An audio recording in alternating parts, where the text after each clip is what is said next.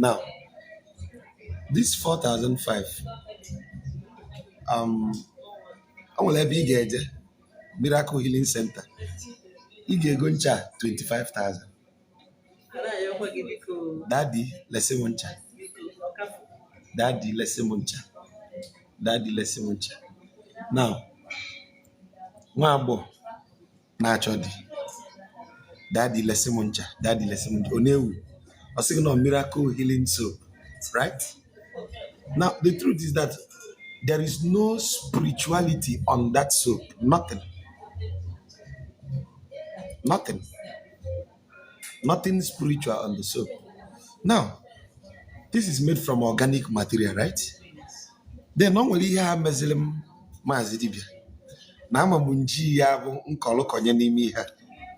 Mburi eche n'iru alụsị. That is the difference. Mkpọ alụsị nsị ya. Ndị mmụọ n'ebe ọbụla mmadụ dị wee wepụta ncha. Ihe dị etu a, ihe dị etu a, ihe dị etu a mebeli. Just like what you talked about cooking and yes, those things, yeah. If you try that cooking spell, your marriage will not be boring. Mgbakamgbaza ga-atọ ga m. Emeche m nkuzi that cooking spell. Nwunye m ego n'ite.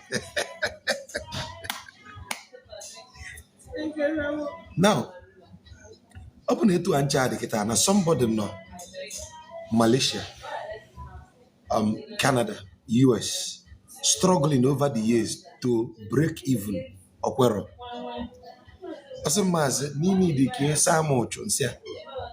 I don't like people entrusting their hope on mere mortal. Ordinana is not Dibia based. Ordinana is based on you. But now in the age of awakening, some things might be pardonable. Now, what do I do? For example, ego ne ka hasi na ha ga-eji lụrụ gị ọrụ. I'm to see people kwụọ millions wee lụọ ọrụ. Ndị na-achọ nọmba m n'ụwa bụ aja, mana m adịghị enye nọmba m. Why? Many people will pay any amount to have my number. Why? Mara na onye ji my number. Nsi na ọ ga-akwụ 100,000 for consultation. Ọ ga-akwụ. Anọ m na that level now. Sometimes I don't have money yet I'm happy. Do you know why? To live a life of virtue, Spider-Man say, to do what's right, you have to be stable and give up that which you desire most. Chinua Achebe say, the truest test of integrity is in its blunt refusal to be compromised. Now, sometimes it comes with a clause. Look at the kind of clause it comes with.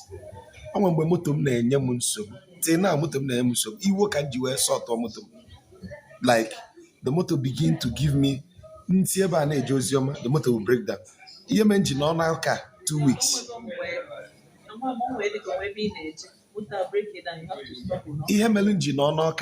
Since that time, let me now tell you officially, I've been in Oka. So multiply 40,000 times from that date till today. I've been in Oka. Now, somebody now says they need to pay 100,000 to do this. 1 million. And I charge people 1 million naira to do this. Now, the truth remains, Nimobim, due to Nazolomo Malifebu Amoma from a tender age. Then I grew from the family of Dibia. Malihebo, na Afifia Galolo. Na Nisim Happy Kogum, Afifia go nega lolo. And a guy fiego. It's just for me to stand up, go to Imofia, Chota Diafia, crush ya the Ifia, Tinye ni medis soap, Abi. Akwe me goncha me. Instead of Ibanyezi million buin a mencha, Tinye milia sina Afifia. Right? Now, enwelo more diche. Enwelo more total alice diche and all many things. I'll now take this soap, Bujela, consecrate by their essence. when I put the essence of the spirit on it, this is how okay one them ịnọ n'obodo ego kwesịrị ịdị na-abịala gị gekwentị ọ bụrụkwa onye nọ Nigeria nọ in a place enwere enabling environment nọ na mmadụ nọ in a place enabling environment dị already but opportunities na-agafete agafeli nwee si oke nna m nwanne m ego ne ka a chajiri isi na ọ na-alụ gị 1.2 million ihe m ga-ajụdebe gị can you donate ne ka m si ekwe asọrọ gị pay me can you donate 100,000 to me? I said yes. Now if you donate that 100,000 can you pay for your shipping fee? I said no, get shipping fee. They say I will send you this soap. Send the elegant child.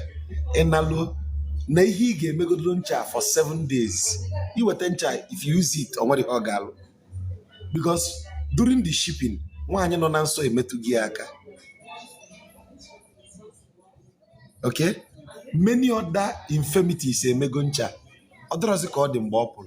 But I will tell you what you will do in the space of 4 to 7 days to do it and so again.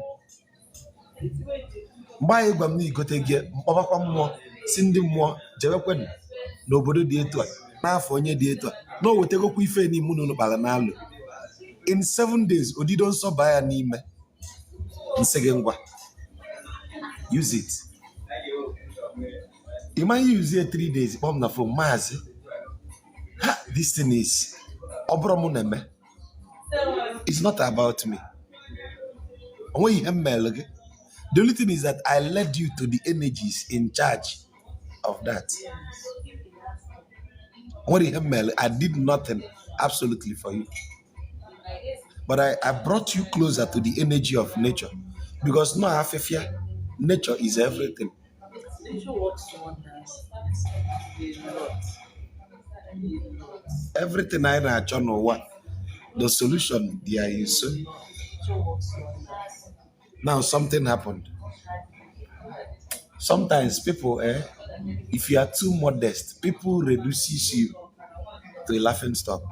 I met a young man na Iroakwa. He said, "Nam, any dikemele de salaka. Send there anything you have." I could remember vividly. He sent 25,000. Again, can go go with 25,000. They go to Mofozo carton pack 80 biscuits, carton biscuits, sweet, chingum, manya, mineral, pack of mineral. Go to rice. You're the possible at 25,000. Go to any na this man say I'm nego gezura. Man, we went on. I have money. One way or the other, I will always have money. Somebody will just wake up and say, nego. I may be broke this minute, but the next minute I may have money. Some of Nima and that him credit what. Njeba na-ego ihe nsị na nchọla efi a ga-akpụnye m efi mụ na because onye na-ego bụ efi 20 bịa si na si kpụnye efi you believe maybe na bank ya nwere network na ọ ga-send gị ego gị later. So I have the my name can borrow things. So nje okpokọrọchi ya na shop na yọta nwunye m na anọ anụ sịa nyere m aka sie nri ka emela onye asalaka the person salaka. The person now called me. He said, "Namana di busy. Emegolungi salaka. Nyeziem sometime nalono. Come check him on what he haga add. Kanyam directives he again." Now the person sent me a message. Mazi, I have paid for this thing, yet you are not doing it. I feel so stupid. One is this. Let me say it. Now, can sound all like an average human being. Oh, my canon on my level will not communicate with you for 25,000. But I don't care about your money. Sometimes, I'm going to mad. I'm not sure about ego. I wouldn't be a dibia. Udidibia enough. Mbulalos and Dobana altar. And even Mbulalos and Dobana altar. Mulu state to move fascinating. 1 year lawyer water fountain. Unu be about unity, anywhere may mmadụ ya aka nkụ enye m oke oruru ebe a unu aka nkụ mana alụsị nọ na-alụ ọrụ mpụta ụtụ bifo unu abịa bụ n'ụka ebupụgoro m efi. I would have become a new generation pulpit bandit or the pastor unu n'afọ and I will make so much money. Ihe nga na-ele source of bottled water anointed water 1 million naira unu ga-egie unu na-etu m dadi GO. No, the funny enough is that the person have evidence. I called the person on video. You sent me 25,000. Due to Nandi Mwagwagum that I am interested in your case. And when I hear mother Yanik, say, don't worry, I told Dibia. Yes, Manande Mwasem Nanidili case here, Namidi eating Yakane. Now, Nam, whatsoever you have, funny enough, I know we are not Nigeria. That is, you what am I plot twist? Now, the person, the person sent me 25,000. He sent me 5,000. We have 30,000. Now, I go to Golu with that money. I chose me this year. But the bottom line is, the person told me that upon I paid for these things, and I'll be like, to get my 1 hour, if I want to consult you for 1 hour, you should pay me for consultation 1 hour. The man come less than 50,000. Not possible. And so no, I'm happy and name 1 hour. Not possible.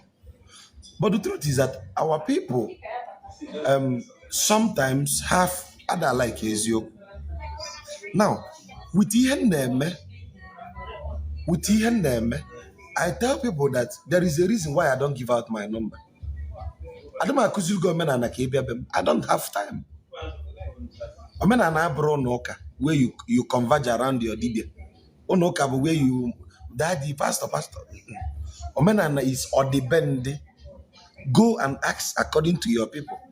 My job is to give you guideline. But this new generation people sometimes takes our modesty for granted.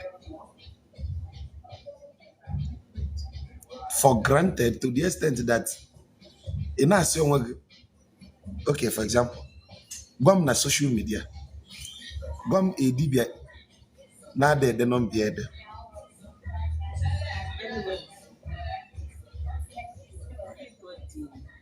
Almost seems like a madam here. Choice to 10 million naira.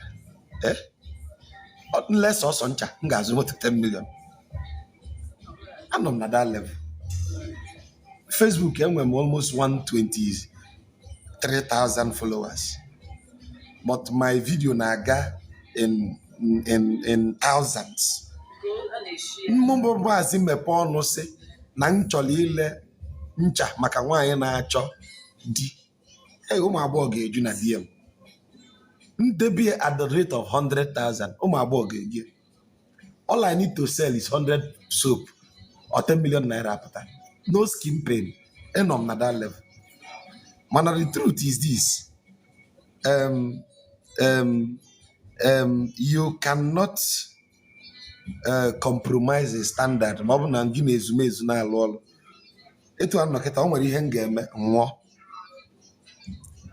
The person who this deity and a before he gets to me, one single mistake, that was how he got to me. One single mistake. Now, as a young man who is still in my fertile age, there are restrictions to things. This thing like this thing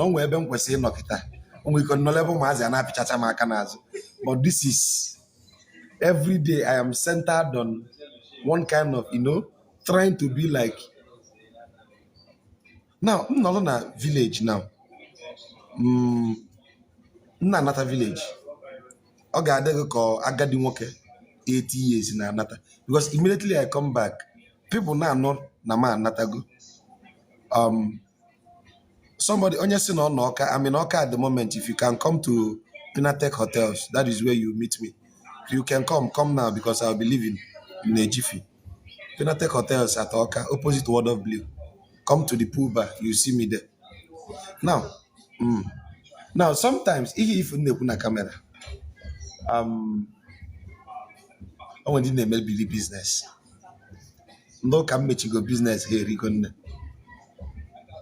because if not for anything, Ozioma Mudicha. I said on Gaberon Kabalagon, Adamakon, and get fact and figure. I have been there, I know the lies.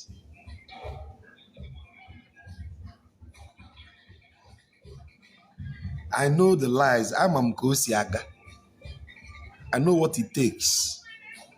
Now, I can also show you another easy way for me to make 10 million. For me to consult, like for me to listen to your topic, you need 10,000 naira. Can make it 10,000? Which means I just need to talk to 100 person.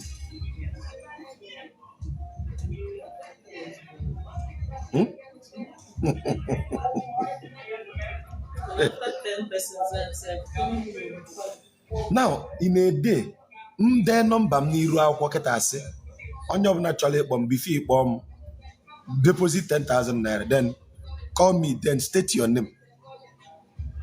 Can confirm on the receipt. I'll just give my PA phone. Ịkpọ call us, okay, let me connect you to Mars. Enjoy career name. Before Caesar go, okay, I got Balgafa, a Koko Gafa. Or with an office a day, boy.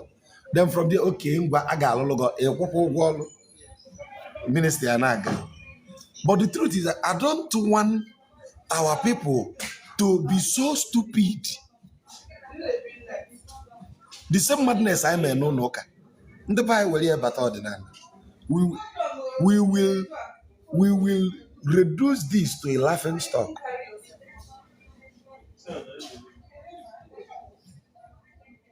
And ordinary na bro copy and paste. We can ask a mother, well, million bu sairu, cordelegama. Ijesi onye ọzọ, well, million bu sairu, cordelegama. Ijelo do I see you. Not knowing na more gwalog million bu n'isi onye. Abro million bu kaya agwag n'isi onye ọzọ.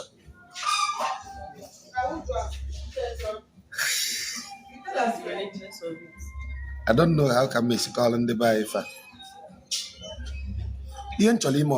This is my vision. We are gaining grounds. Before now, people hate the word Dibia. Ejirontiano, Dibia. Okay, people are forever the laugh and mass Dibia. Boldly, they will share the program. Why? Maybe I've given them reasons to see that the stereotype Akuzila as a Dibia is actually not it. I've also broken the protocol that a Dibia can also be playful.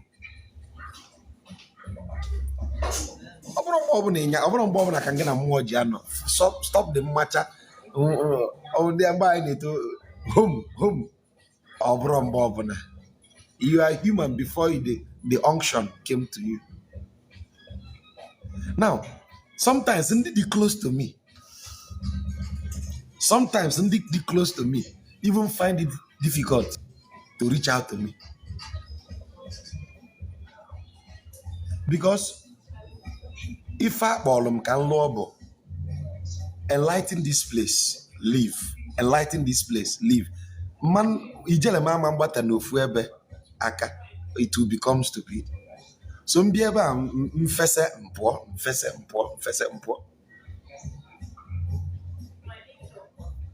now, there are some people facing it squarely. My family. I'm not going to 1 month. Anọgo m n'ezi 1 month. And before the last nke a mpụtara na anọ m n'ezi 1 month and almost 2 months wee nachite na ọbe m just 1 week pụtakwakwa. Ọkwa mmadụ nwere ọgọdọ ewu na-ata. Ịghọta? So onye ka a na-asị na ọ nọ nso mana oluro gị aka. Ọ nọ nso oluro gị aka. These are the things nchọ ka people water. Oke agbụ na-ebu oke ilo. Oke agbụ na-ebu oke ilo. Chi gị megide gị ọbụna etu gị bụ nwaanyị na etu ọ na-eme gị. Ọ bụ na di gị enwere nghọta.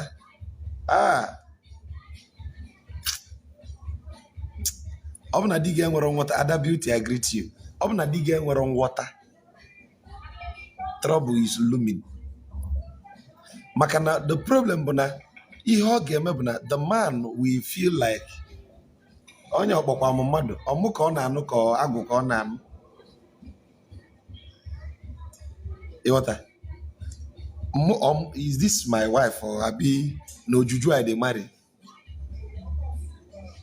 It's not easy.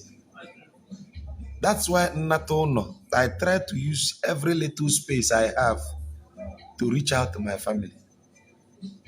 Onwe mgbe ya bụ mkpọrọ nwa m n'azụ. Enwere m ifele etu ifo m ihe lara mme mkpọ nwa m n'azụ nọ na Facebook nọ na TikTok na-akụzi ihe. People will be like, Maazị nke ịkwọ nwa n'azụ. I know I don't spend much time with them. So if there is any little time, lights and my forget, any little space I have, it's left for me to bond with them. Okay, that 1 week in no. Every day, that is how we grow the bond. Knowing fully that obelogekwa oziome blugwa mpiam. Even ndị na ha dị m nso rinne na struggle inweta m. So what do we do? What do we do? We must keep on doing our job. We must keep on. Oh, well, okay, for example, now, I will always have a child on mother.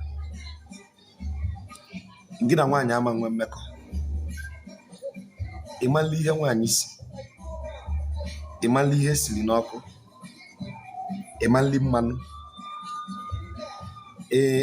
Ongo seva. Now, Madam and Foganya. Now you need to stay in a confinement several days or weeks. In that days of confinement, you have young wives. How do they cope if they don't have understanding?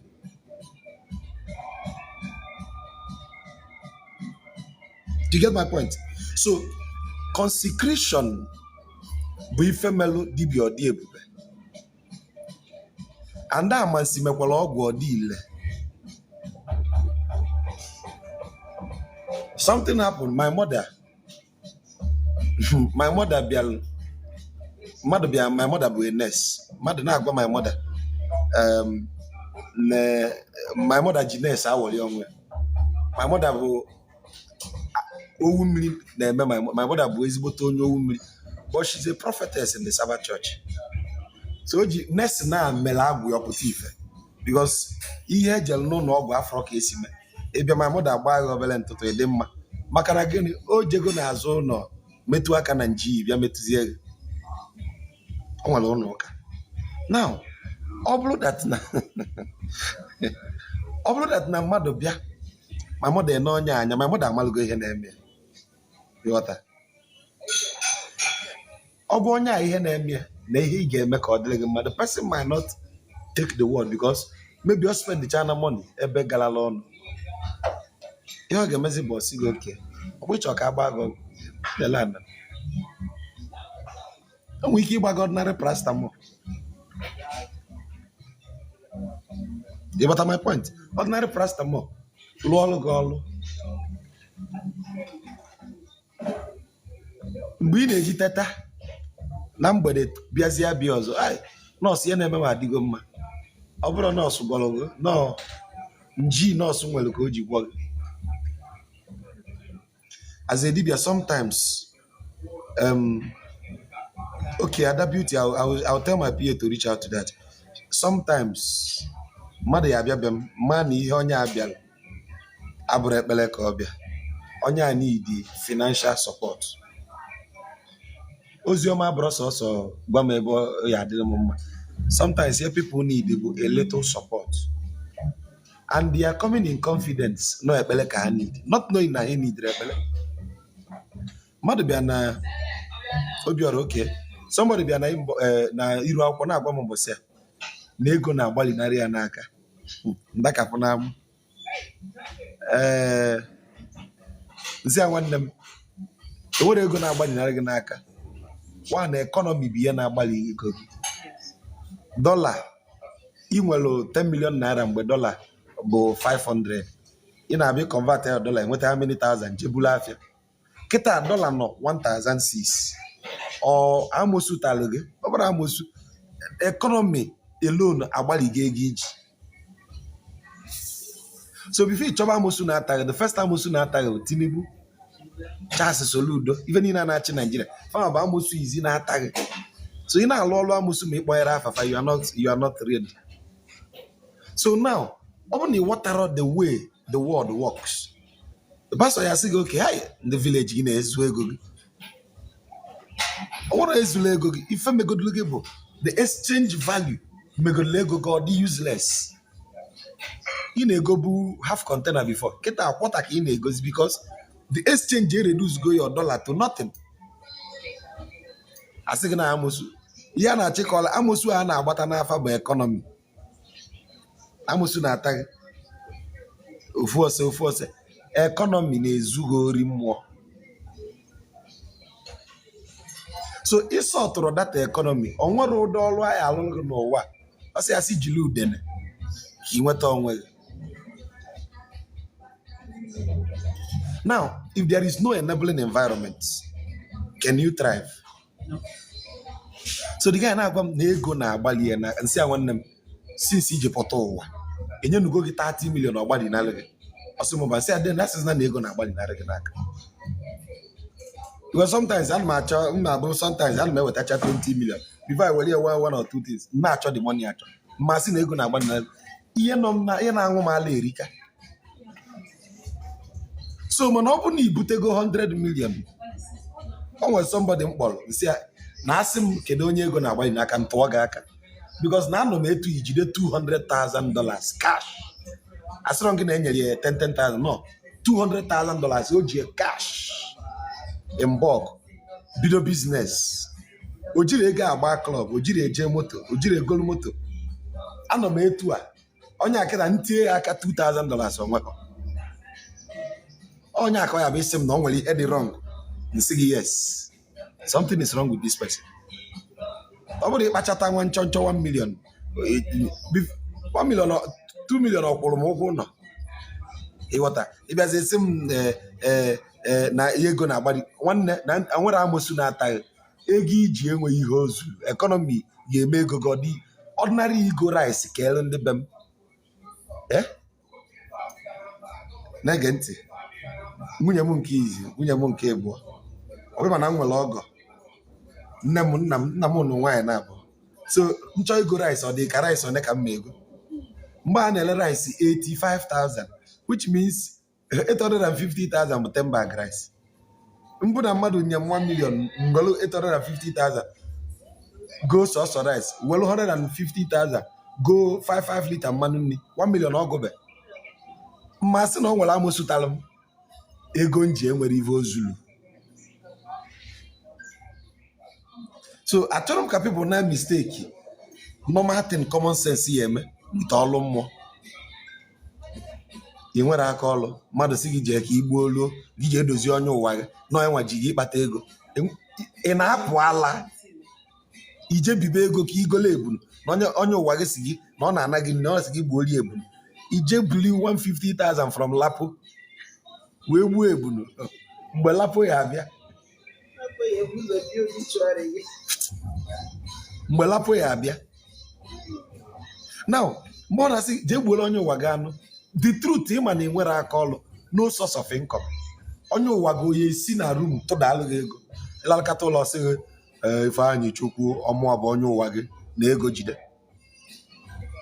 Mana ọ bụ na o nwere ife ị na-eme na-ayọzi Chineke ka o tinyere gị aka, na-akpọzi onye ụwa gị ezumezu gị ndị ichie chi gị bụrụzie na ekpere mbụ jelu Chukwu na mmiri na-achị iri m.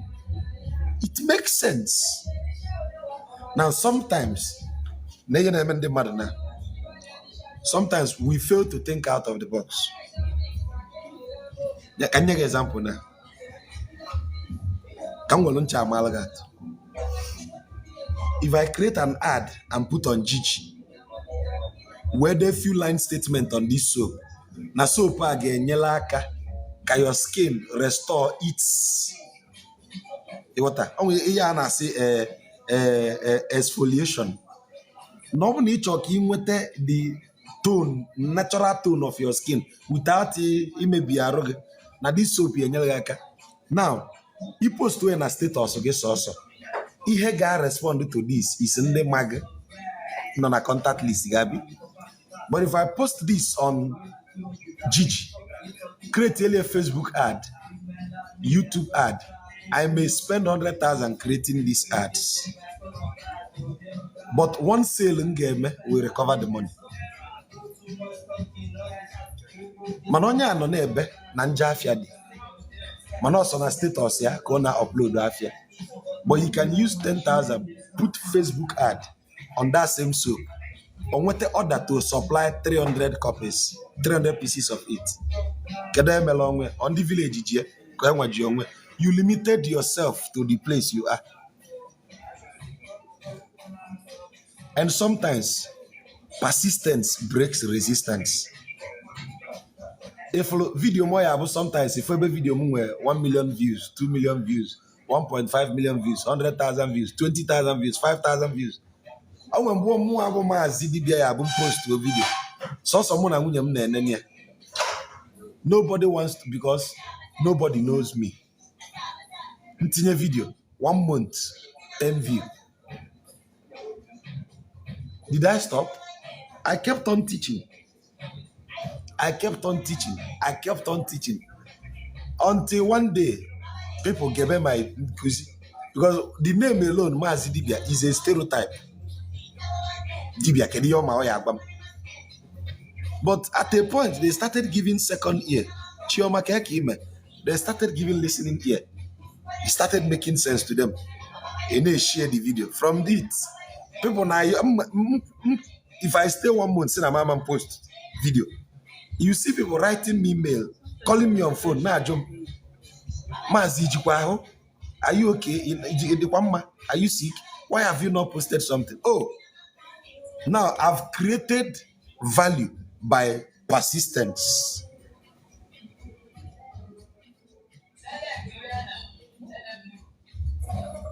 So, persistence is another thing. Even in marriages. I want some little things here, but if we persist longer, in what you hear, when you cast a spell on your spouse. On June, tete mula one day. Ezumezu si na ya go for maka ndị na-ayọ mkpụrụ nke afọ. Nde message si biko ịma na ị na-ayọ mkpụrụ nke afọ bịa so and so time na ị ga-aga ọfọ maka ya. I go gide ọfọ gọcha ọfọ. It might be because of one person ka iji bịa ije. One, last month bụ July bido. The same one of them, their message simazi conception have been an issue for some while, but after I got all for June now, she can boldly tell me now, no misikwa period, J test or na far bago. After few years of obuno so nya ka nwete for that ka Chineke ji meji go fa ozugolu. If I can be say of chalofancha. Ife melegi dibia bụ dibia dị enwe signboard onye ịzọrọ ndụ ga-agwa onye ọzọ. It is from what you did. People will give attestation of good character. Nakwa ihe imelụ m, nakwa ihe imelụ m, nakwa ihe imelụ m. One of my child, not UK, now, about how many medical doctor, chief surgeon, not UK, si asị biko si evacuate nwa obu n'afọ. Na dị nwa ga-egbu ya. Na-ege ntị ya na-akọ gị real life story. Ya bụ kesi anyị nọ n'aka kịta na-enene. The lady kpọọ m sị maazị na achọ m ka m tụọ gị aka ka m malụ ma ihe ọdịnala Igbo. Na anọ m into ọdịnala and families na-amụ m amụ, but I want this to be something ga-eme ka obi sie m ike na ọ nwere ihe bụ ọdịnala. Maazị, I will not terminate this pregnancy. Na achọ m ka iche elu m ma nwa m ọ ga-adị. Ọ bụ na ọ ga-adị, I am willing to listen to whatever you tell me ahead of malakwa na ihe na-agwa gị ya the best of the medical team enwe na UK si ya evacuate. Not one hospital, not two, not three. You see, okay, nye m few days. Funny enough, ara m ekwe ajụlụ mmadụ ese duto ana m adịba busy. You see, ngwa nye m few days ka m jụọ nchi ihe a ga-eme. Nje jụọ ndị mmụọ kedu ihe a ga-eme. Ịma ihe a jụọ m, whose report shall we believe? Is it their own? Nke ndị doctor. Nsị ndị mmụọ nkunu ka anyị na-ebelieve. Ọ sị m jee gwa the lady ka o wee wuo that they should leave the child. Si emetụna dị nwa aka. Makwala na ihe a gwara ya bụ na dị nwa ama nnọfezi 2 weeks evacuate. Odogwu snilo. Njọ ndị mmụọ kedu ihe a ga-eme ka ọ dị mma. Ha nye m directions ihe a ga-emele nsị ya nwanne m. Ewukwe n'iwe that I will tell you some things you will not like to hear. Na ndị mmụọ si gị rapụ nwa gaa. She need to sign that she is willing to leave the child. Because I can't see a man of the day. He got signed on once we have Meg or see the medical team non go. Awesome Mazi is a Megan say, Nasig, more wagon, get sign or set up plugging one. And then one guy didn't do. Now, they gave her 2 weeks. Now, after 2 weeks, the thing got rupture, menka. Or the I'll call her Oyibas or Kanko, or the quarrel ectopic or menka. See, okay. The moon as Megan. As him, there is only one thing I have to do. One, not two. One. Mubuli bukanje na mili kanje belie iloma keneha makanke ha megoleme. Nsianne mangolo gogo. Mamel get anything. The only thing I'll do for you now, the ogo ma whatever give you jewe na mili. Je kenendi mili sinde to bi nekwa. Fajizaka ha metopwe tu ahasikwe. Nsianga na nga akpọ gị n'isi ụtụtụ. Nje gote kedu ihe njije mmiri. O nwere ihe njije mmiri bụ plastik. Ihe njije mmiri bụ ihe na-eri n'ọnụ mkpụrụ osisi. Ị na ihe na-ekwu kpokọrọ ihe. Etu aka nsi ekwu anọrọ m nke na-asị ada ajụ Chineke nwanyị. Njụchacha gị nwanyị jụọkwa gị ọzọ. Anọrọ m onwe m nsi unu gwa m unu emebọna m n'iru ọnya. Nancy Wanya, don't evacuate this pregnancy. Ma in 2 weeks, this thing, man, it will be a dent to my name, a dent to everything we hold supreme as ordinary. And Obi aju this lady Obi, you're saying what they have ordinary. Nse oralo sini na de na Igbo, biakwa nukunu batalo mo se nyamaka. Nsi ndi mmiri, you know si mmemme kwa m.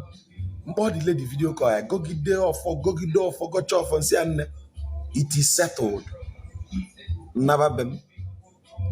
Mega Quenty. No matter your level of a relationship with each other, there is this tendency of fear in your heart. I never run long on that 2 weeks. Because I was anytime on for call, yeah, ubina mapom una ugom nana. Nanyo. But they gave me the assurance that Haman disappointed him.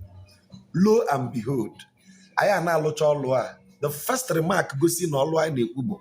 Why na series of uncontrollable bleeding kwụsị. Ịmana onwe egosi gị sign obi esie gị ike nke na-ebekwa ha sị ya biko ọ bụrụkwa sọ bleeding ịkwụsị bụ isiokwu makwa na enyela 2 weeks to 1 month mandate. My darling, can reduce olu gị aka. The best medical teams na in 2 weeks to 1 month that they nwa ga about onwe. Now I know about from that time till now I know about kambalokwu asị ọ gafego 20 weeks.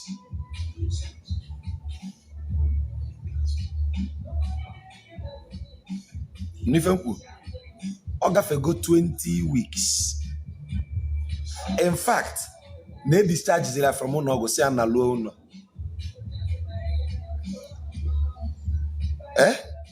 Ife ọ dịka ife adịrọ. Now the lady kpọọ m sị m na ọmụọ nwa akụlie n'aka. Nsị ya na ihe ị ga na-ekwu bụ any place ị nọ chee iru n'anyanwụ si ndị ichie ịmụọ nwa akụlie n'aka forever be indebted to them. Onye na-ajụghị m ike ọ dị si ya na ike dị n'ọdịnala. Sometimes they give us defying things, something that science cannot explain. Ọ dị ka mbọsị nsa egide ọnụ nwunye rigide nne plug ọ dị wifi ọpụgo n'ọkụ. Ọ mbọsị nsa egide ọnụ wee sị mmadụ that na okay ọ peacemaker. Ana m achọ ikwu maka ya peacemaker pụta. Ọ mbọsị anyị nọ na-enye ozi ebe a. I see peacemaker na ifụrụ mbọsị na ifụkwara ya fụ ebe akụrụ ya handcuff. Peacemaker ama mme ka yellow tea ya.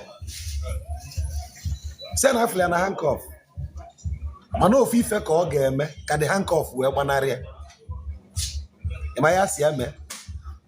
Ya chọọ nwaanyị ajadu agụụ na-agụ. O nyela aka. Asọrọ m ya jee gwa ọgwụ. Asọrọ m ya jee n'iru alụsị. Listen, ndị mmụọ, one thing is to have prophecy. Ma ọ bụ gbapụta afa. Another thing is to find solution.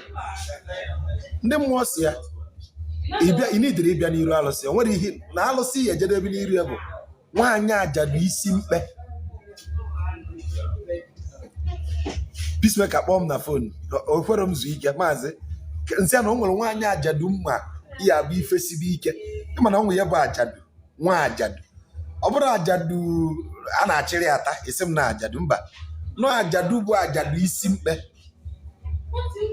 Njekwuru the woman onye ezi Owere ịfụ nwaanyị ma na ajadu bụ ajadu nwe dignity. Mkpọ ya Peacemaker na fon si ya ndekwa nwaanyị ajadu a. Peacemaker were ego wele ajadu a na akaụntụ. Nsị nwaanyị ajadu na m anakwa be m na ihe asị m bịa bịa lụọ na m alụcha anya. Nsị ndị mmụọ unu kwezikwa ka okwu m daa n'aja owobo shame unto you. Ntụgharịa naba be m. Peacemaker inwezi ike ijiri ọnụ gị kọtọpụ ka o si mee. Peacemaker nọ na-alalụ na bịa ndị handcuff bịa nwụrụ ya. Ọ nọ South Africa bịa nwụrụ ya. From that moment reality dawned on him. But agwara m ya sị ya na ha ga-abịa mana ịma nje nga ka o si kọ dị akọti today adịma ekwe akọ nwụrụ ya mmadụ maka nkọrịa mmadụ ọ ya dịka ntili ọ sị na ọ marọkwa ka esi mekwa rapụ ya. Ife dị nna ịgbanyegolo m ya. O nwere egwu a na-asị onishe iyanu. I've tested all the powers. I have seen Chukwu in its fullness of glory. Onwe mbọsị ịma na as a dibia sometimes dịka onye ama sometimes imekanye you go overdo things or backfire. I don't do them. One day it nearly backfire. Ịma na amansi na eme ọgụ ọdị ebube. Enwe one woman m bịara o nwere ka o si gwuo okwu ọ sị na ojego n'ụlọ ụka na ọlụgolo ndị ụka nke a lụọ ụlọ ụka mee nke a na ọnụtara di na mbụ na onwe ife dị n'ọdịnala mụ mee ka ọ nụta di. Ga-ege ntị o day and then ọ bụrụ ndị ichie gwara m ihe m kwuru na-egekwa ntị o ebulu m amụma a na-anụ arụ because of gịnị ọ kpaliri ndị ichie m is like a challenge mbụ odi ama na-anụ arụ nsị ya nne in 90 days ifrọ di ya anụ gị mmedebe dibịa ọ desi m kwuo mana ekwuru m ya in confidence because I know that she's okwuwala ọnụ ọ sị ndị ichie si gosi ya na ya kedu nwa mgbe ọtọ si na nwere ife bụ ndị ichie kpọ ndị aka akwụsị ya there and then nsị ya nwanne 90 days ifrọ di ya anụ gị mechie ime dibịa ekwugo m okwu a na-anụ arụ nakpo ụla from that time m kwuchara ama anaba ozozo dị gị na-apụ ihe agwa m na ntị m bụ ngwara ikwugo 90 days ngwara ya achọzi di ya anụ ya. That is one of the biggest challenge m nwere as a practicing dibia. Nna anaba m ụla ndị ichie sị m ọkwa gị nyere mmadụ 90 days ngwa jee butenu dịka ibunye onye ahụ. That is when the reality of life dawned on me. Hey, am I ever referring to? They referred me to what happened to Elijah. When Elijah said, "Alone, say Ahab." Now by this time, tomorrow, no number there. Because reduce one for listen. Okay. Man, I can work a camp. Never not. From that moment, reality dawned on me. First of all, I did that not in their own volition. They didn't give me the go ahead.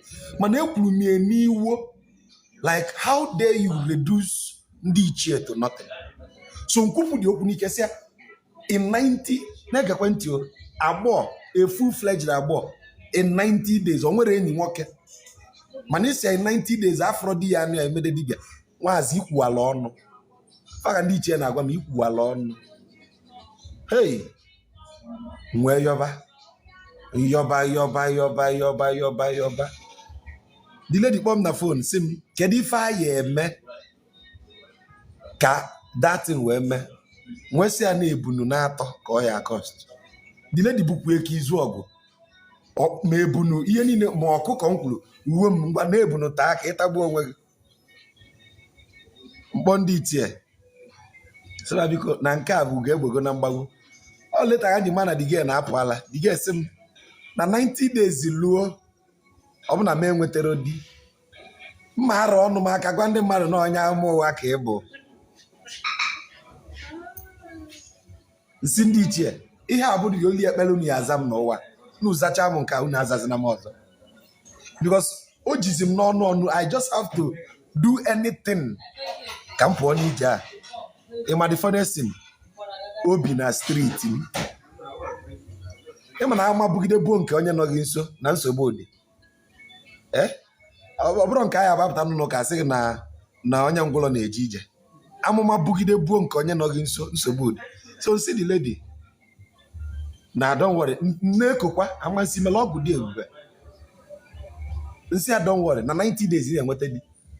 Man, I jugide mundi ichie this and I'll take it like 3 weeks. Obane tobala fasim get relax ya. Ni feni yolo di nuku no di otulo di. Man no kaliro debo na memory ka ewe to no ka ewe to fanwa. Ma na ha ga eme ka obuo ma aju ka m wee malu na ive abro belolu. Ma no je eme. The day I got this feedback, man, I'm waiting for it na reply and response. Na Bible, I'm waiting for Numbers chapter 19. They taught us of how the tribe of Benjamin want to fight against the other 11 tribes. And their Bible God gave them reply. Shall we fight against our brother? Listen, go now. They went to the war. They killed 22,000 of them. Shall we go to war? I said, go now. Fapuechi 18,000. We have 40,000. They now came back on the 3rd day. Well, Jansulo Kobia, Chaja. Says the Bible God, shall we now go to the war? I said, hey, now you come. Now I will hand your enemy over to your enemy. hands. That is response. Initially, the first 2 days, you're going to reply. Because who's saying what says the time? It's him, you know, I have 16 minutes after 4, right? It's him after 4. What you gave me is a reply. It's him past 4. If you reply, man, it's him 16 minutes after 4 of 16 minutes past 4. Response. The disparity between reply and response is that reply does not have precision, but response were precision. So, mbosianyalum this response. Nteno any response next week as suit opota. My dear, 30 days guy, no husband. 40 days, no response. 50 days, no husband. 60 days, no response. Njekwa no kwago. Obuzukwa if I back I na-ekwu fasim muka modern. Na ha gwara m agwa na even yolu di otulodi. Mana ọkwa ma jemie na jemie. 70 days, no husband. 80 days, no husband. 85 days, no husband.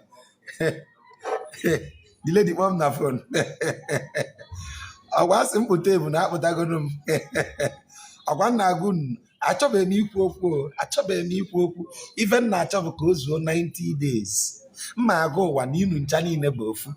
Unu ncha niile bụ ofu. Nsị maazị ikotego. Njekwa n'iru nji isi a. Unu achọzụkwa ka eme ihe eme. Fa wee sị m na onwenu gị ife nyọlụfa siri ike fa na-emerụ. Sị mba. Ọ sị m jee zuo ike na this remaining days na help program chago ka ọ ga-esi mee. 87 days no show. 88 days no show. 89 days mkpụrụ amụ anago m n'ime afọ. 90th day, that very 90th day, amara m ebe ọ sị na ka ọ jee nwoke nwa ifugodu dị mkpa enwe nwoke ya bụ ife ọnya ọ chabaghị n'anya ifu dị mkpa chabara anya dị mkpa pụta ozugbo sị na ọ bụ na ọ bụrụ ọnya ihe ọjụ dị lady kere ebe nọ sinsi na-achọgharị ọ dịka ọfimo. Now, first of all, the ladies na mgbede guy pụta na o bu ụzọ chee na ngobili mmadụ. That is na mkwụrụ mmadụ ụgwọ ka ọ art ya as the suitor just to gbali iru. Na onye realist n'ihe. Na mgbede guy dị n'alịa nọmba wee sogidie nata that day. Keka mmadụ esifo mmadụ the same day kwubo okwu ọnụnụ the same day.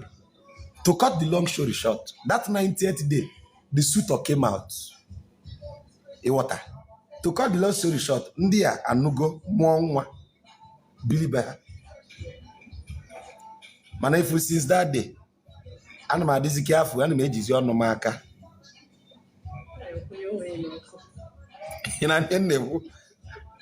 Ana m eji anụ m aka ma emeela atọ onwe m. Because ama m ihe ngabiga. Now, sometimes Chukwu ya eji ihe na-atụba ha anya zọta mmadụ.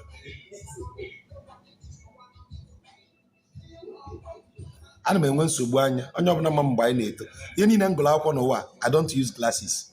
How? Mana my mates mana mgbe anyị na-eje school ana m enwe nsogbu anya.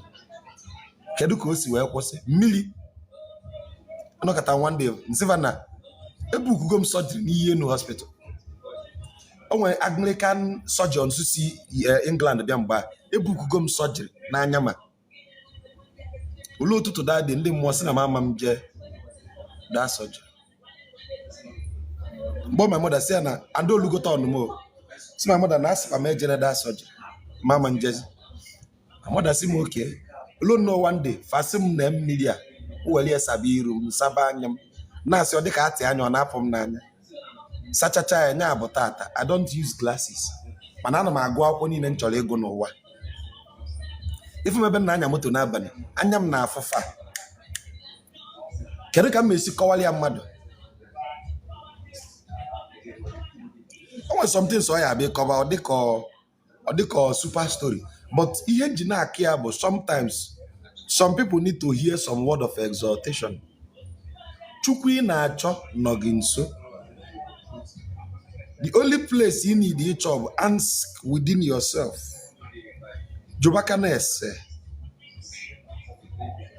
You don't need to beckon on.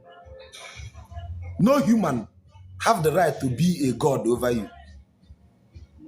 Be it a dibia, be it a pastor, be it one umri, be it worker, be it nobody should stand as a deity over you. Chigi kalesili ifenin.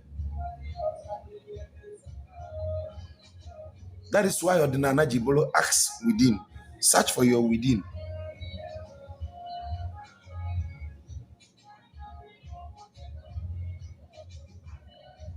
Search for within.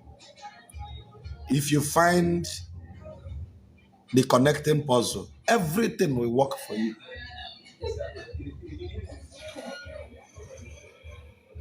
Everything will just connect. Makana Chukwu ị na-afụ anya. Anyị na-achọ Chukwu ka ọ bụrụ ofu nwoke maọbụ ofu nwaanyị bi n'ụlọkputo. Chukwu bụ mmadụ. Chukwu bụ ahịfịa. Chukwu bụ mmiri. Chukwu bụ ọkụ. Chukwu bụ aja. Chukwu bụ ụwa. Na-agwa ndị mmadụ, pray that you missed your destiny helper. Ha chee na destiny helper na-ekwu bụ mmadụ. It might be a video you come across on YouTube will become your destiny helper. It can be a message you had on TikTok will be your destiny helper. You need to hear, you need to know what you are feeding. So using gender to denote Chukwu is an insult. Chukwu is duality consciousness. And then if Chukwu must take a gender, then Chukwu must take a feminine gender. I say this without apology. If Chukwu must take a gender, Chukwu ga-abụ nwanyị. It is the Zoroastrian empire, the Zoroastrian empire that dominated the world as that. Sometime 2500 BCE. They imposed so many things upon our head. And then Chukwu to become Chukwu is a he. I say now, if Chukwu bụ nwoke, why is it that every pantheon we reverence is a feminine pantheon?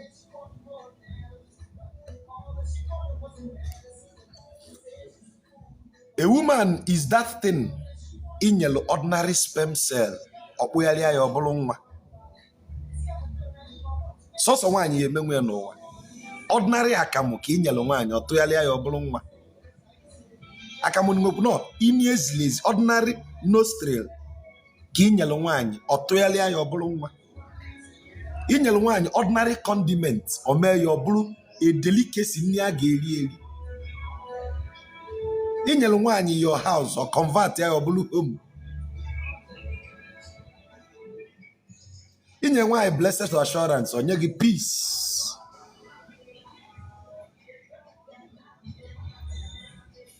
And the truth is this. The most painful thing in this generation is that this generation of women don't know who they are. On a wutem when a half-baked ladies are becoming mothers.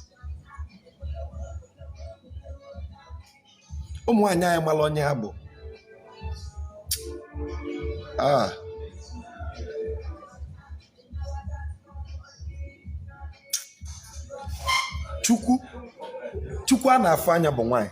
Na nwoke ebite ndụ aka. Now let me shock you. Remember ka I will Bible story wee mee reference. Mgbe akọla ya akọ Bible. Agwala ya na o nwee nwoke welu only the jaw of camel wee gbuo 3,000 Philistines. Ilotela aka. Agba anụ ka Samson ji wee kutuo 3,000 Philistines. Samson na-abụ ọgwọ obele mmadụ. In fact, Ọ Samson megidere ihe n'ụwa mee ihe that na o ji aka kwatu na abi. Samson ji ordinary aka dọgbuo ọdụm dọsa ya ọnụ, right? Nsogbu adọrọ ọ ya agwala ya anyị kwetacha dị akụkọ. But for you to see the beauty of that story, the story ended the way I love it. That same Samson blew 3,000 Philistines, which means 3,000 Philistines is able-bodied soldiers. Ofonye tibulu. Mana a woman reduced Samson to a laughing stock. Which means I don't care to know how great you are as a man. If a woman decides to trample on your glory, a snap of a finger. You get my point? A little snap of finger, you can gare for a sova gani gani. Waka anaida. That is why I always teach women, never you speak evil words when you are menstruating. Sometimes, if you are give financial difficulties, if your husband provokes you during your menstrual period, do not wish him bad. You are a deity when you are menstruating. Whatsoever you say comes to manifestation. I'm talking of a virtuous woman.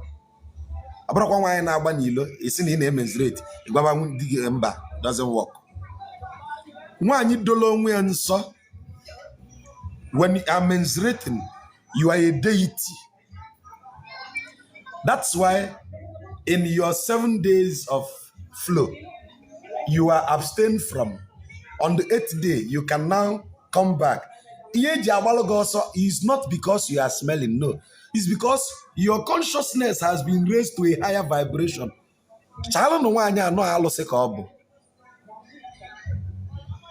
The woman becomes a moon whenever she's menstruating. Moon, M-O-O-N. Because it is the moon that does the same thing a woman does. It takes the woman 28 days to shed one egg. It takes the moon 28 days to complete its cycle. No one when you are menstruating, why legging? And the men, husbands, never you provoke your wife in their cycle. Adam Aloluana. When Diabu, the best husband is when my wives are menstruating. Because I don't want to attract any negative energy on myself. When they are menstruating, that is when I put off my A game. I try to make them because I know there are other factors hovering around them. Whatsoever they speak is powerful. In fact, use your 7 days time frame of menstruation and speak life. By not in isolation, use it for good. You don't lay on the same bed. You don't touch, physical touch with one answer. Let alone kita and kita and SSA bongi, missing one answer.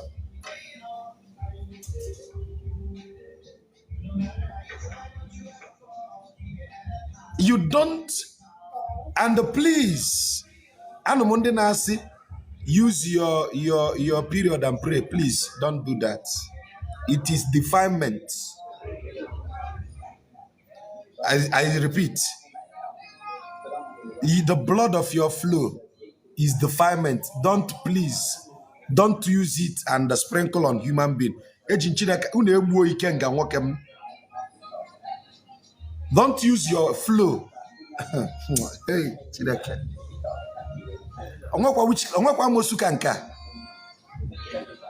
please use your mouth. You are a deity then. Make your declarations.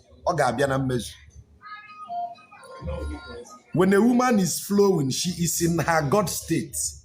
That is what I mean. She's in that deity state of the moon. She's transponding from the celestial constellations.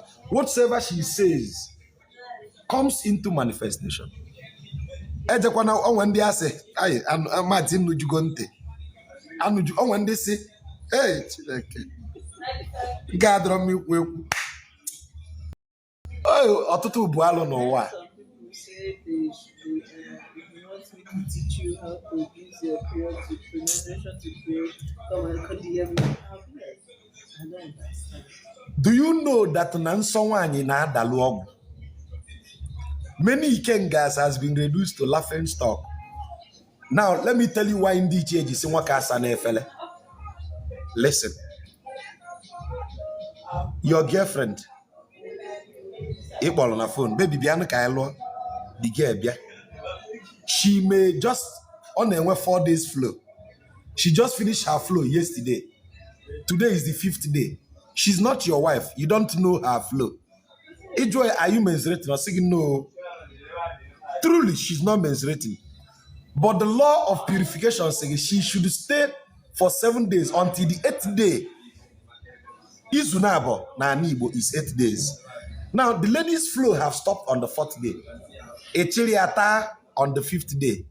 She's still in her flow, but you don't know. Mgbe aka iji bụrụ ọnụ a iji aga ọfọ wee sonye na kuntus. Hey, ya akwa unu ụmụ nwoke.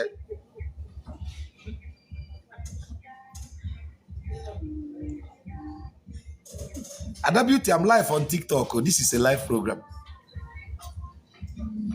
Now, mgbe isonyela ọnụ gị ebe a na ị na-asa efele, she's actually on her flow. What do you do to yourself? You just defied your ikenga.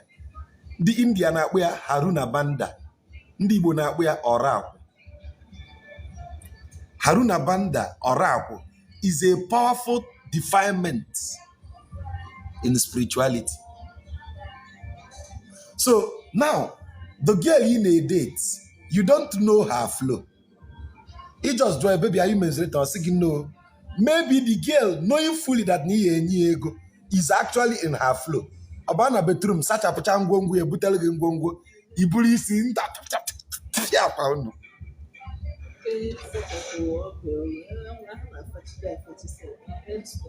Na nkemfachi anu jugo monte. Emana as a counsel on man nujugo. This tampo. Nke tampo hey. Kodema na come mama boy early. Please, as a man, before you go you green tamali ne. I say it's a me fella. It's a bulong wagi na fella. In gini ki na asa.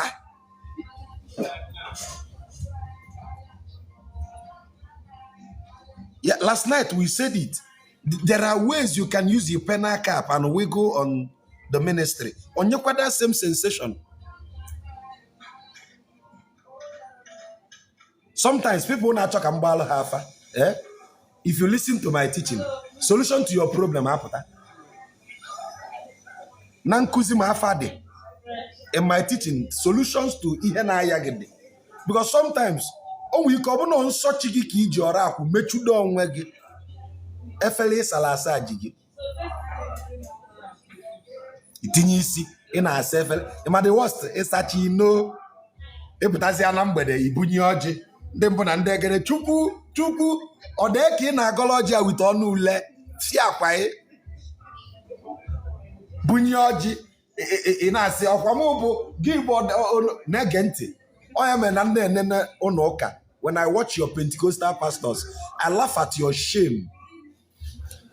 Your pastor, Lonyelono, you know the pastor's house is in the church. Pastor na unye no na abani Saturday, lalidoto.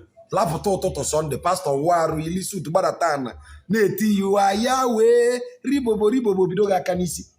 Ebichugo, Ikengage. Your problem starts from there. Do you know if you have sex, you need to stay till sunset before a batanobi? Do you know if you have intercourse, do you need to wash the bed sheet and including the clothes before you are qualified a batanobi? Now your pastor, change your ilisu to come boisi, but at name yes Lord, yes Chigi. There is defied energy, and they will hear Biega Kanisi. The person defies your chakra, your pineal gland, the holy of holy, the temple. Some of you, Pastor Melody deliverance Sunday galaga, salefele no to Sunday before badata. Onu oji seven go na lose in Jesus name. Ntodo ga aka n'onu nke bụ pastor atọgbuo. When the Dibia wants to make declaration, ọ dị eme ya n'ọnụ nkịtị. O nwere ife ọ ya akwadocha ọnụ ya, kwado ya. O nwere ife anyị na-akpọ ịgụ arọ n'ala Igbo. When a new moon is coming or a new year, when I come to make declaration, adị m esi n'enu nwunye m lituo bịa na-asị m ọnwa ya adịla unu na mma itimi ise empty words that connotes no vibration. For every word there is a vibration. For every vibration there is energy. In that energy there is a frequency. Okwu ọnụ gị bụ ike. How do you preserve it? Ọnụ iji sacha efele epụtazi isi ya Jesus mere gị ebele mbụrụ Jesus atọgbukwuo gị. But when you understand the power of the potency of your mouth, including n'ọbụrụ ihe niile ka ị ga-eli prior to the time ị nwere ministration, onye ka ji sị gị na ochie dibịa chụọ aja ọ dịka o were eme gịnị nye ndị mmụọ n'aka. Do you know why that statement is made? Ochie dibịa is no longer sexually active. Ochie dibịa ọ bụrụ ya ka ụmụ nwa na-abịa apịchacha. Ochie dibịa onwezi o ji utu nkenye eme. Ochie dibịa ụmụ Haruna banda ọra akwa enwere ihe o jizi eme. So his body is the fullness of glory. Ọ sị gị nwa m ọ ga-adịrị gị na mma ịnaba. Bọkịta Pastor Meggy deliverance Sunday onye aji microphone eri igbe bụ ike aka isude ya ka ili brake chekie eweta saliva sample ya ị ga-anụ mmiri ọtụ na ọ dị n'ọnụ ya o ji eti mkpu a ịsacha efere gbadata na ribo lose gịnị na-lose instead mgbe ọ na-asị gị lose a na-ata iti ya mmụọ mana onye na-ebiga aka mmadụ dị ndụ emetụzi n'aka know who is touching you. Onye si ebe o si na-ekwe ọnọdụ unu ka egwu onye si ebe o si si na rabara ka nna konte shie ka ndari ekpọmọ ị na-eme ayi talk to me sir. Nsogbu kịta ka nke bụ nsogbu gị ga-ebido ride on papa papa chigi ịdọrọ ka ride on papa. So we must understand that we are a being that must observe some strict rules so that we can assume the level of energy that our chi plans for us. Nsọ bụ ike ndị Igbo na-abịa dị mmadụ bụla afa. Nsọ bụ ike. Nsọ bụ ike.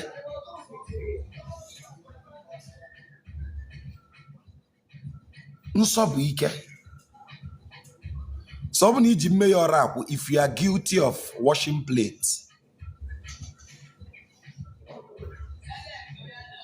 if you are guilty of washing plates, jee golu hypo ka ịsa ile.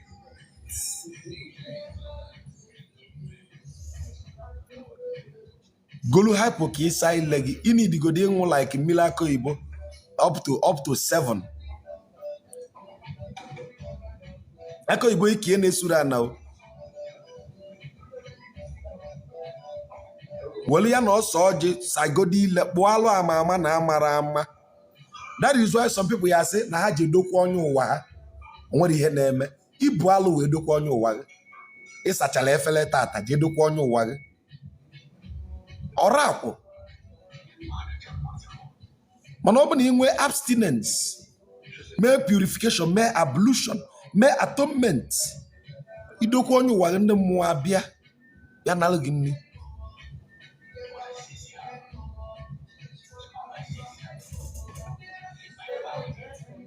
Adịkwa ama ife dịbe oke dịbe ogene Can na-agwa gị ka m na-agwa onwe m. I'm not saying I am holier than thou. Nke m ka njọ. Okay? I'm worse than you. But jiri mmalụ ka ọ dịbe gị. All I am telling you is for you to seek a way to ask yourself, can if I get more why? What can we do?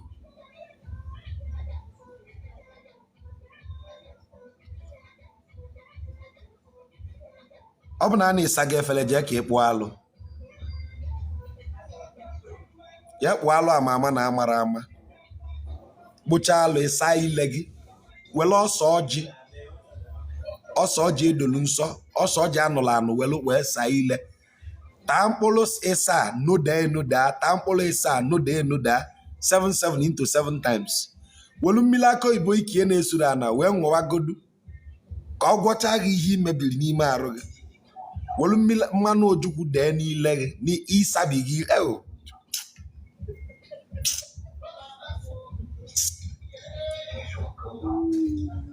Mgbe ị na-asị ka Chukwu mee ka ọ dịrị gị na mma, ihe ya na-apụta n'ime ọnụ gị bụ mmiri iji saa efere. Ka Chukwu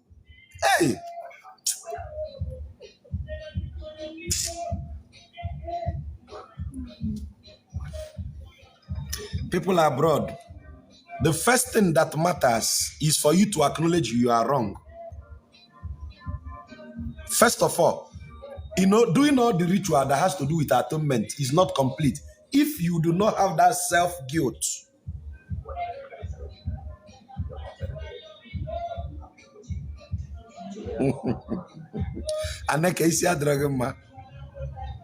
Now, when we begin to do this in the fullness of the glory, you don't need a dibia to do things for you.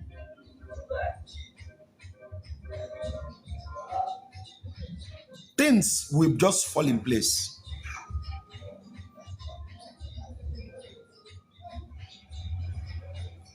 Things will fall in place. Sometimes if you naturally dibia ka ọ gbalụ gị afa, one careless mistake iji aka gị mele onwe gị debela ya ebe anyị nọ. Search within. Okay, so igwe ma mmiri. Sometimes gị na your friends yesu a na-akpa alụ ihe a ga-eme ha meche nke ha ọ ga-alụ ha ime nke go okodo. I told you guys my story. Ofu nwa ntalata 8 years ọkụmụnyụọ. Ibe m na-ata na free m nwatazi ofu.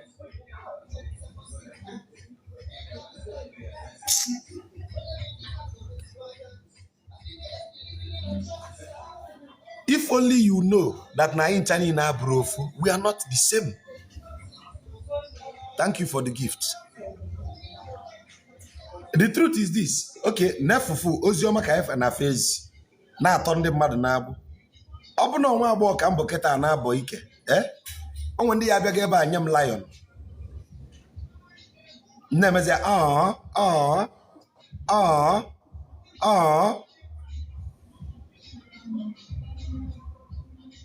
mana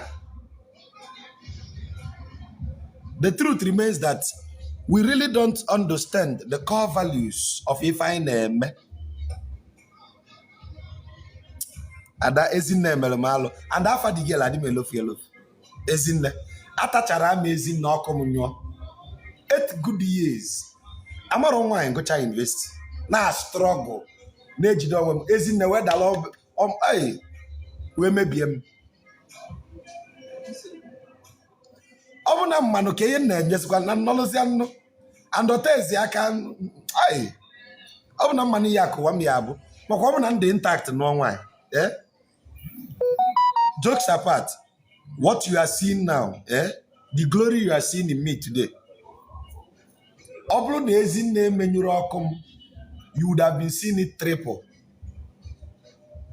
Ọbụfụ ka nke a si enwu malụzie na anapụgo m touch na abụ ofu ka m na-eyuzi. Imagine na 3 touches m na-alụ ọlụ. Your own may not be ịta nwa. Your own may be okwu asị. Onwe ndị chi ha na-asụ okwu asị.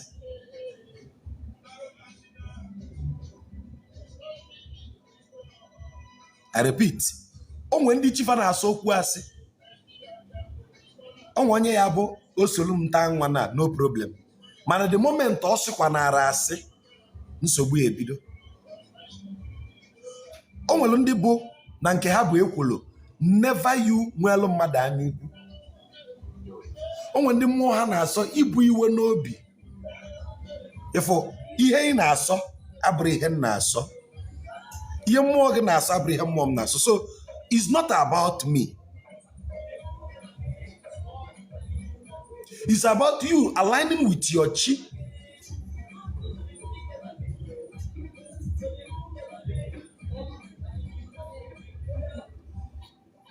Now, when we talk of rich, financial ability to me is not riches. That you have the financial capacity is not riches. And I will explain. There are three things that makes a man.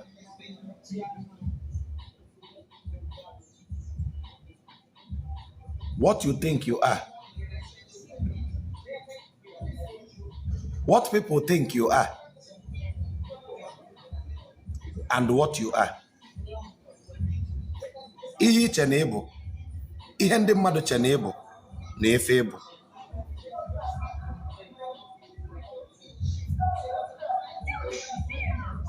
Now, the problem we have is this. There are some things there are some things I know they like argue about. Now.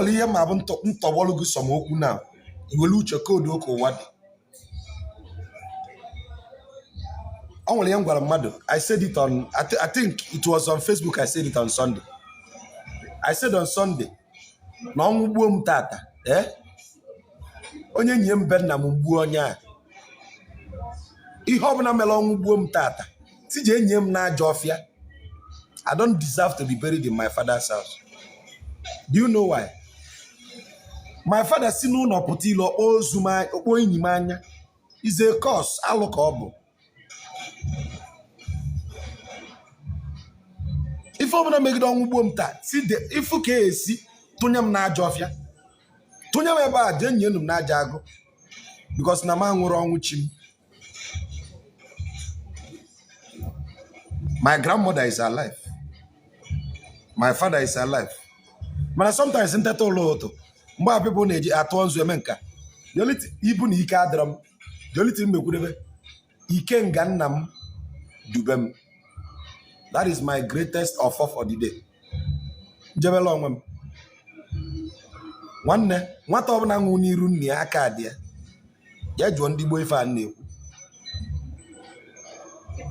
Cause be me if my father should bury me. Say you can am no. See just to him now of Yakudeneliosum. Organic and now for Eben Namo Dendo. Nenamo Dendo. Which means generation mutamo cadendo. Ntibiemuro. Twin of Najofia. On way femelo.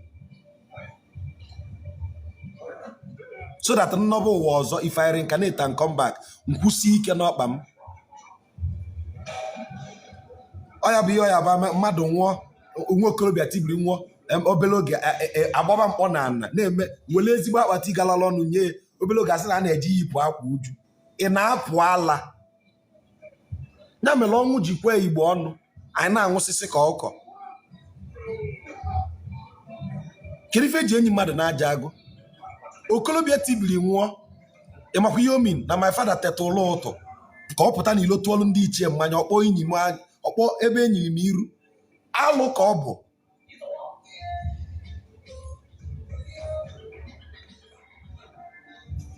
tụlụ m jee tụọ n'ime ọfịa mbi ụwa ọzọ mmalụ ife mmele onwe m.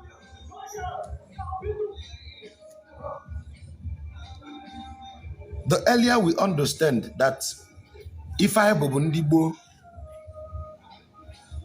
Now for you to know that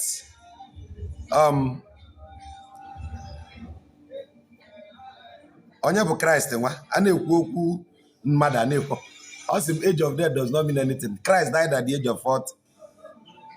My brother, go put a Bible of my Christ will at the age of 33. In a Jaco Gacha. In a Jaco no Kacha, I want them.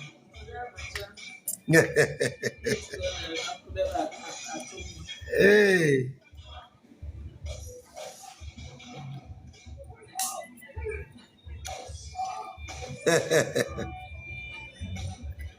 Now, Madon on a page, Mana, he has been here listening to me.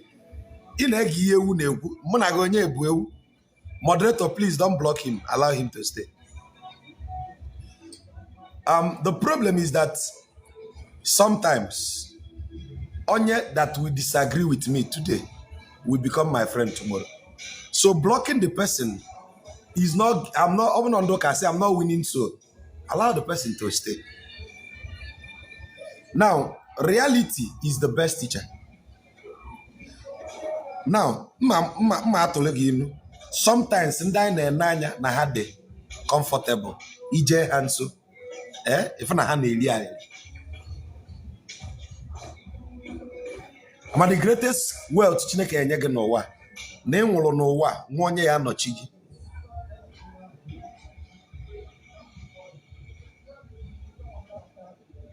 Two things. If ịnwụọ n'ụwa and they could trace nekwe ebe enyili gị ịkacha n'ụwa aze anasị na ebe enyili gị is a blessing. At least generations to come will see where to align with you. Monokwefo na ife mbelede nke okporo ụzọ mere gị asị na ewesị ka ewele ọmụ je jụta.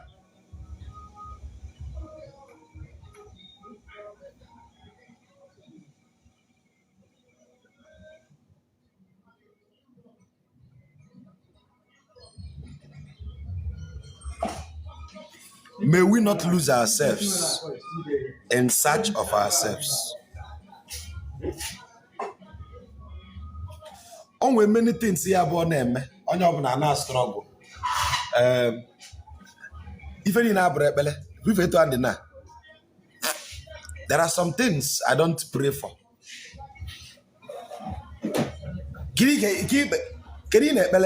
What are you praying for? If he age one kage control itibie na ekpele. Nna go for no. This is what I say. Number one, may my consciousness of creativity, which is Agu, trigger a new idea that will bring multiple income stream. I don't know Chineke nye ego. Ihe na ekpele. Chukwu nna go for what I declare is this. Ka agụmụ trigger alụmụ atụmatụ dị iche iche that will bring multiple income stream. How do we make money? It's not through prayer. Ọ bụ na ego na-eweta ekpere ndị mountain of fire aka ejide ego. Ndị charismatics niile eji ego. But money is a reward of solving problem. Ndị na-amara Jesus na-enwe ego. Ndị na-amara ndị ichie na-enwe ego.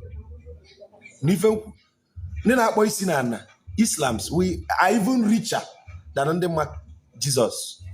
Which means, what is money? Money is the result for solving what? Problem. Chinese don't believe in Jesus.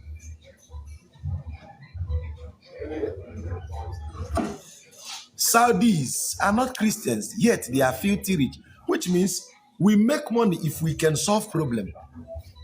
Ego does not come through prayer. Also, morning till night.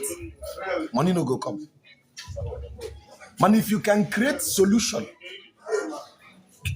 how rich is Mark Zuckerberg? There is a problem which he solved for us. Communication problem. The Chinese created TikTok and solved that same problem. Steve Jobs created that same solution, solved the problem. So, how do you make money? Solve problem, make money. Also give me 100 days dry fasting. Iya nweba.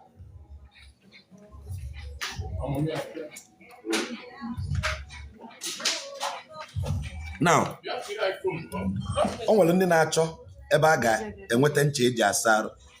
A cream that will not, a soap that will not bleach their skin. You saw that problem. You mitigated within that gap. You created a solution. This is money. Candy Crush saw that there is a problem. People are bored at home. So he created a solution that will solve your boredom. The guy is filthy rich. So now, why don't we learn to find solution to our problem? Why I don't entertain crowd? I nwere ike ịbịa be m kịta asị m na ị na-atụ ọrụ mụta iyi na ekpere ada m aga ụdọ ọf enwere m ike ịnwe anwa ma ọ maazị ka ike chielu m mgbada ala gbagbuo oyi.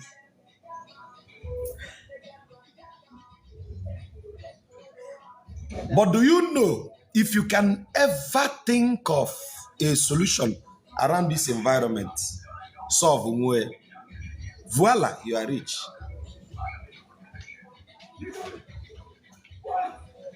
Now, when you reduce yourself to na-eche mgbada ka ọ wee kwụọ ụgwọ, ibulu gị ike nga gị submit ye n'aka mgbada. Iteta ụlọ ụtụ before ikene die chukwu ijugo dị mgbada. Hello, beautiful, have you woken up? Nyawa bụzi alụsị ị na-efe. Nyawa bụzi chukwu ị na-efe. You submit your willpower na-eche mbọsị mgbada send gị payment slip. Ego onekwan. Ma ọ bụ asị gị ka ebunye gị oke ite. Gwagodu m onye oke ite na-agbati ya leda McLaren's, Ferrari, Lamborghini. Ihe ha ji anya bụ fairly use. Moto ndị ọcha nyagide ike ụwa gụ. Lexus 350. 2008 model no brokwa ezigbo anụmpama. But when your energy is triggered to the highest consciousness that your ego begins to exhume truth and creativity, you solve problem in your environment. Money flows. Fleto ande, Kata ma ọkụ m ya anyụ n'ụwa ebulu m generator mmadụ. Ọkụ m amanyụ anyụ. Anọịtago m n'ụwa.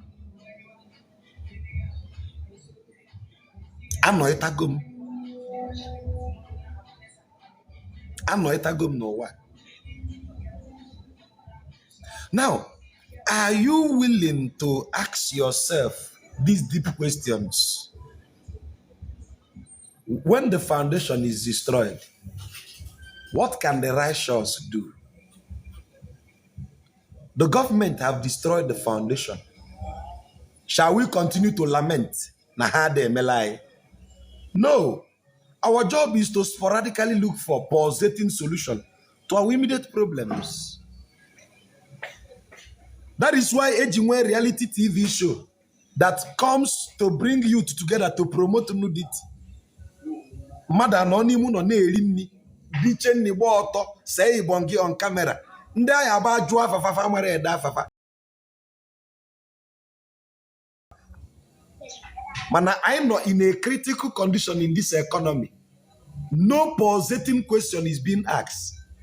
Imagine if we have a reality TV show where people are brainstorming on how to create hands-on solution to our immediate environment.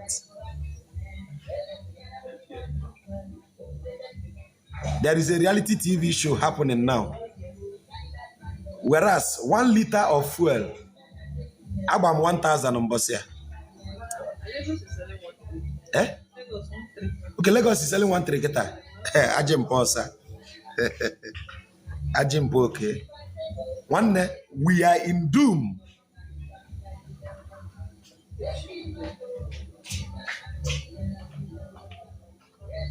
We are in doom. See, an African youth is willing to sell our dignity to get iPhone 15 Pro Max. A girl in a katemwa, in a phone, why not? ikelu nke ekeke ekporo ya akpụ mana nothing dị n'isi o ji iPhone 15 Pro Max mana account balance ya bụ 2,000 naira. Assuming na o ji 2,000 na o ji ego jigolo iPhone 15 a wee na-create enabling environment, maybe soft skill, SEO optimization,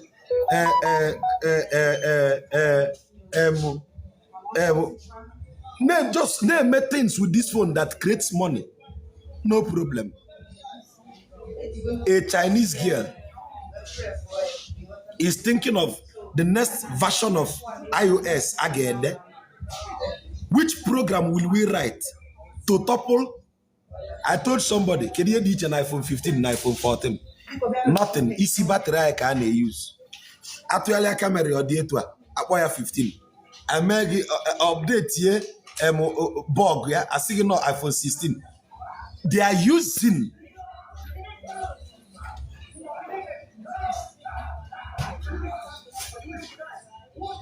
Can if I get more why? When a youth so intelligent is wasting that intelligence na atombada, not knowing that if we can create an app that will compete with the world, we will make billions instead of each embada. Give me those youths. Those boys can hack Wells Fargo, right? These boys here hack Wells Fargo, Bulego. Why don't we use it and create a fintech? Money Point is rich. OPay is rich. Ordinary fintech.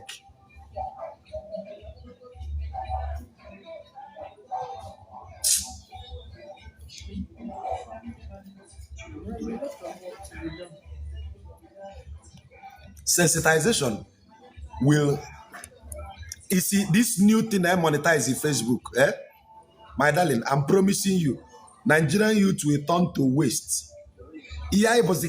Everybody in Nigeria now is a comedian. Everybody in Nigeria now is a blogger. Everybody now in Nigeria is a content creator. Because Namak wants to monetize go live Facebook. Watch the latest madness. Oh, for Facebook money, Kamadi Ejin Niobi. Abo. Batana camera in a podcast. Where see? Kedafa Anumpama, Saida Bodge. Nnenekete dagi odin konto dia katobue na akbele.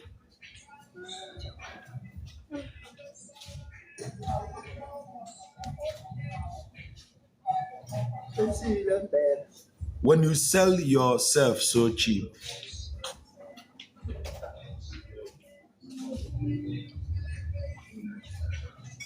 when you sell yourself so cheap,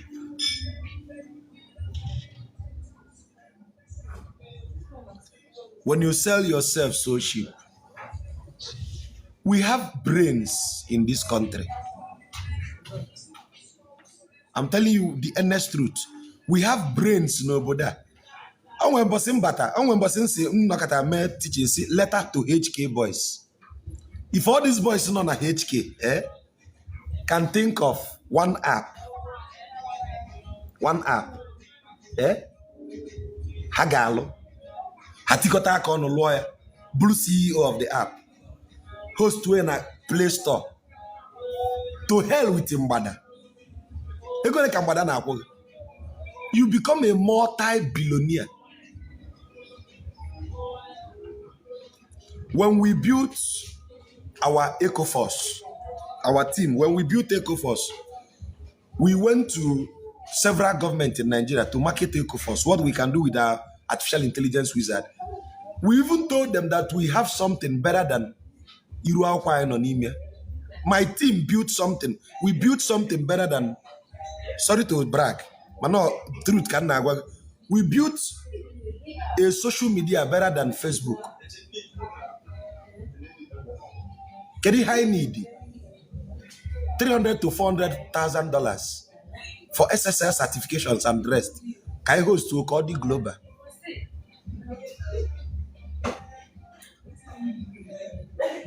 Nigerian government in MIA too.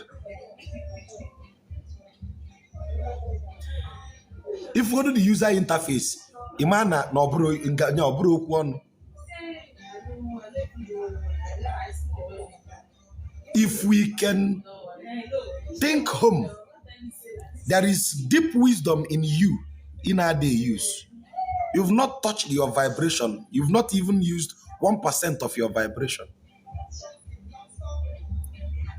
The creative consciousness in you, Agu, you've not touched it.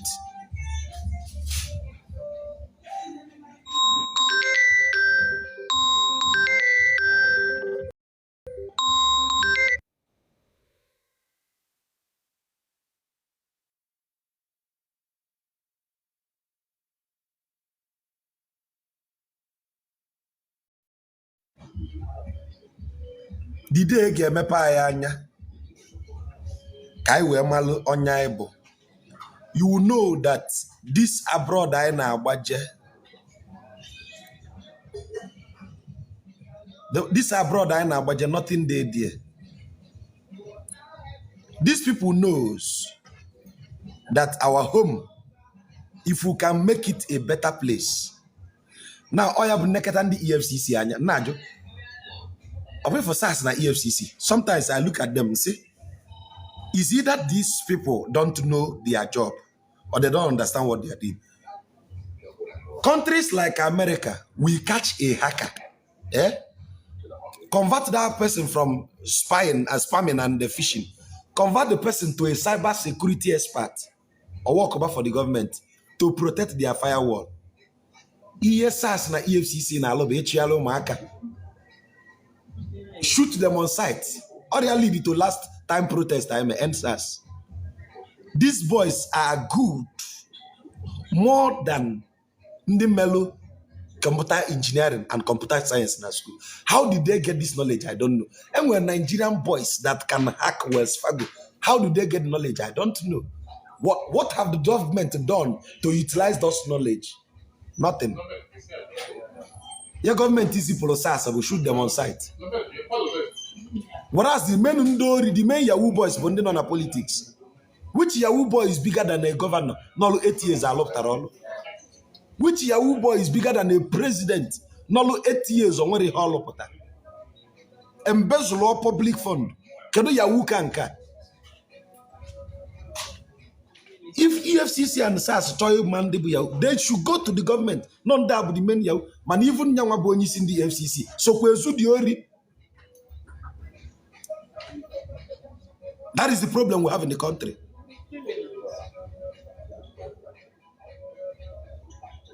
Fela said something.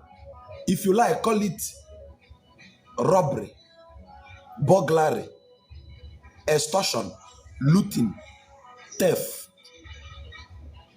Everything where you talk na the name na parawo na thief you be.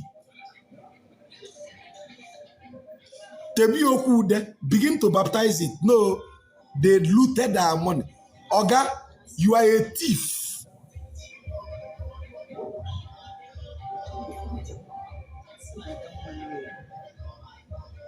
Asina kamano ibo. A package the on a Nigeria keke no lego. Ilofugo, monkey no ego in this country. Okay.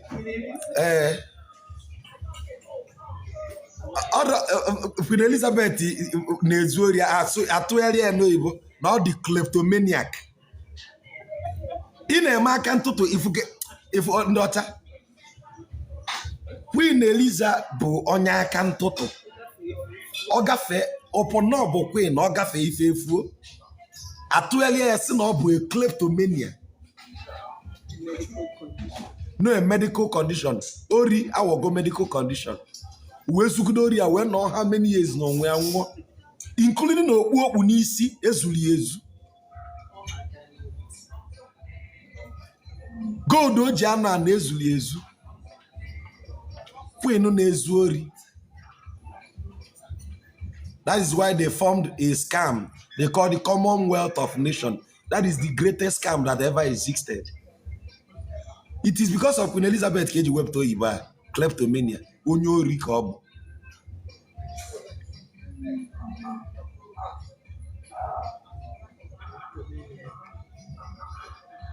African is not ready to ask questions. We are one of the nations on earth who are not willing to ask pulsating questions. If you are a person and you speak the truth, it's either you are jailed or you are silenced.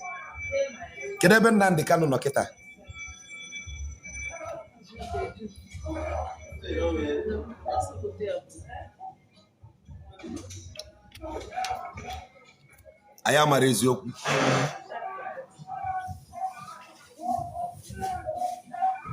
I am a eziokwu. This generation forbids truth.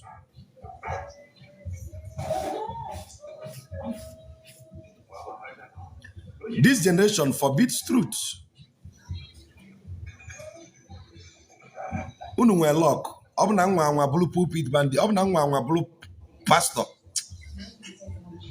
Don't worry, obele oge ọ dị ka ihe mmemme bụ unu. Ka nle miracle water m. 50,000 miracle water. Buy your twin water. Yes, m ga-elebe dị mmiri. Miracle soap m ga-erie. Healing water. Jerusalem oil. Ị chọrọ aka ile anything na Nigeria, dee Jerusalem ma Zion. Dee Galilee, dee Jordan.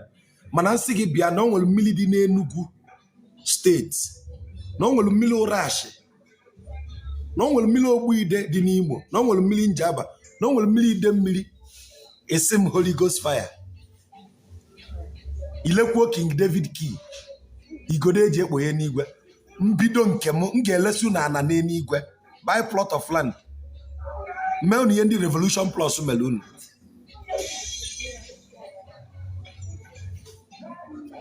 Buy your plot of land in heaven. Unu ga-egi ya n'aka m. Ebe anyị na-amara ihe. A nation that cannot think.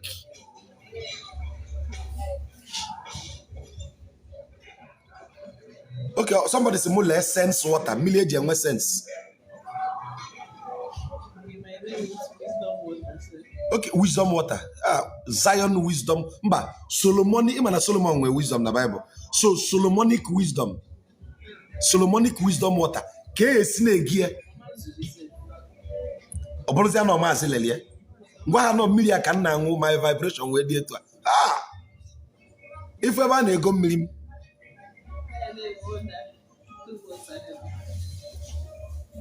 I told you that the four arms of colonization, now the government might head the church name. Religion is part of the colonization, be it Islamism, Christianity. All of them are part of the colonial masters. Africans, have you ever asked yourself this thing? Why is it that the UK that colonized Africa, listen, UK, now have Anglicans and the Catholics. Why is it that the UK that colonized Nigeria gave power? Why is it that the UK gave power to the Islamic people? Why? Why? I think for the fact that they are Christians, they should have given power to the Southern people. They gave power to why? It's a Ponzi scheme. They know that our people are rebels by nature. A people who drown in water so that they will not become slaves. So ni boye mengu ya nowa. Dalo wane mumile ngilo nando. Address in the nando. How can somebody have the effrontery to hold hands, match it into the water na go? Omombala do aebia. Omombala do kwala emegene. Orimilika isi bi orimilika isi ana. They drown just to not become slaves. So the power to revolt.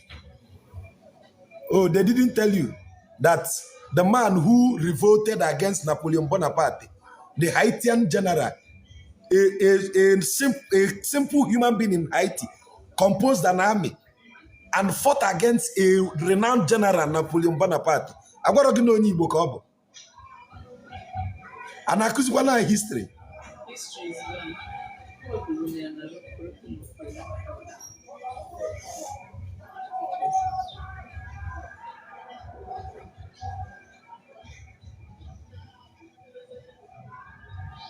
until we begin to ask questions. Answers will elude us. Now, the Igbo landing project is one of the reasons in Jabia America next year. Muna Peter Edochie Palamaki, and possibly if we can get the right funding we need. Oh yes, only engage America next year because of the Igbo landing project. We must tell our story by ourselves.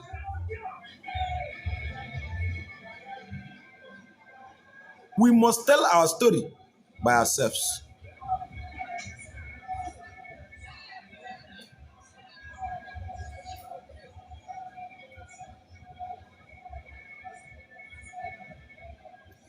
Why do we tell our story ourselves? Even Satan in the Bible can give an account of what transpired. If not the Bible God na-ebochi on. Ndị Igbo ejiri ofu ọnụ eke ikpe abi. Why is it that the Bible, not so the Bible God is alone here? The Bible Satan akpere ọnụ ya. Somebody is lying to somebody. Ngozi Okafor daalụ nwanne m. Nwanne m, sweetie, bịa gbanyekere TV nwa. The volume is too much. Kamalụ nke nna ya. Satan, we should ask Satan for his own side of the story.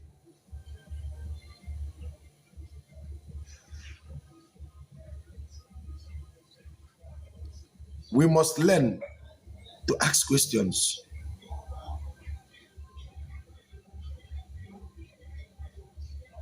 We must learn to ask questions.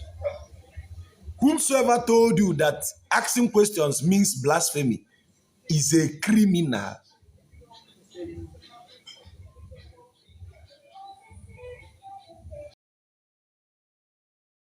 You blasphemous is a criminal, because by telling you na the person is limiting your scope to garbage in, garbage out.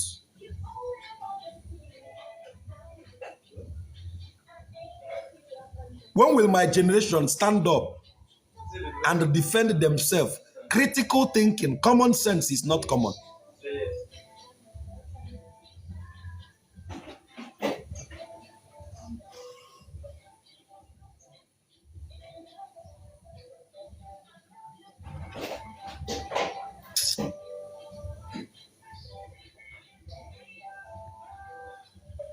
Ụmụnne m na ụmụnna m n'ime Chineke. I told somebody na enigwe adịchara safe. I got na Revelation. I got na Revelation. And the war broke out in heaven. Im sigiro nwuni na nesi we elu enigwe, that day na-elute another way break out. Ejuga Chineke ayunu. Una hapụnụ m ọkụ mmụọ n'ebe a bụ ka m maala afịa. Ịmakwana onye Nigeria jọ onwe ife bụ ọkụ mmụọ, onye Nigeria lụọ ọkụ mmụọ, ọ ya dị akọ AC. Kedu ọkụ mmụọ ka ebe anyị nọ? Which hell is worse than Nigeria? They are selling that everything to us because they feel but they know we'll buy it. If you talk, they go say na poverty, they worry you. Ekene Chineke na poverty ada worries him.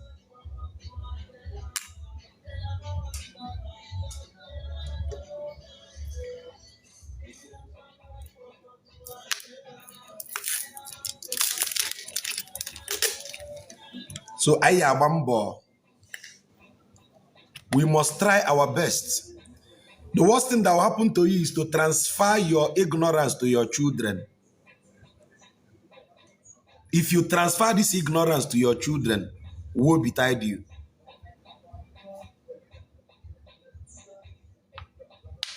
As for our single ladies, can drop all in the bomb. If you are a lady and you are up to 36 of age, 37, 38, and the man is coming for you to marry you as a second wife, and you are still saying, God forbid, that your man will come for you. And my Chineke no you gulu anabia ga atugbu gi. O yi tuo gi ho ga atug no gulu a.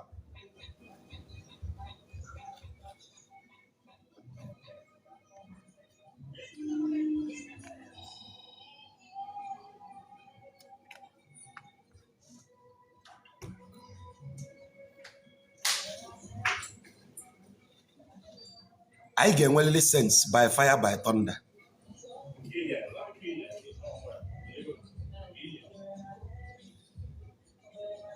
Forever girl, I see you, my darling. How are you? How is Trinidad and Tobago?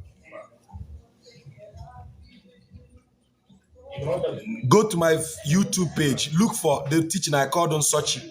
You will see what I said to atone for the sins of SFL. Or I will also post this teaching on YouTube and Facebook. So you can watch it because I'm only live on TikTok. I wasn't live in Facebook. I'm not live on Instagram. I'm not live. I'm only live on my TikTok. But I'll try and post it in all social media platforms. PA, take note. After this stream, post one to other social network.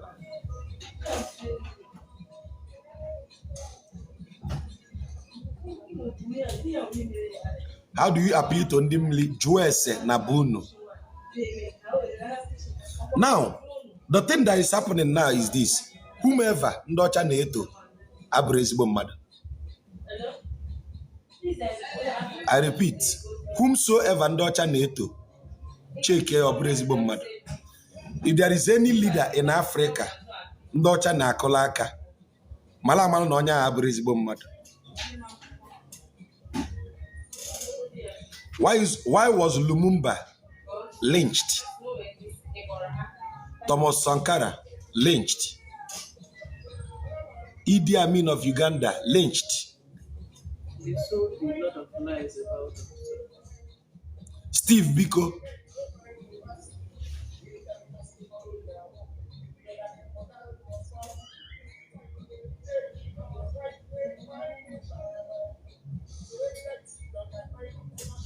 Muammar Gaddafi of Libya.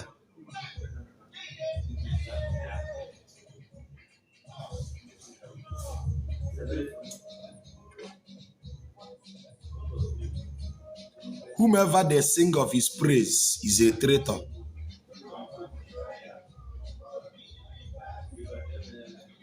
Since the death of Gaddafi, what has become of Libya?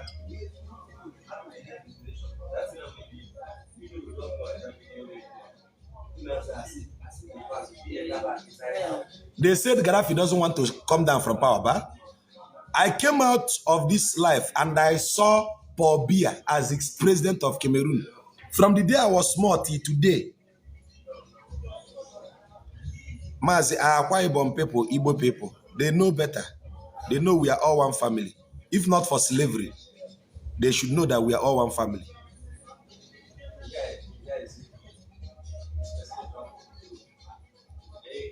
Why do we have Igbo people in Calabar and Akwa Ibom? Isobo people of Calabar, are they not Igbos?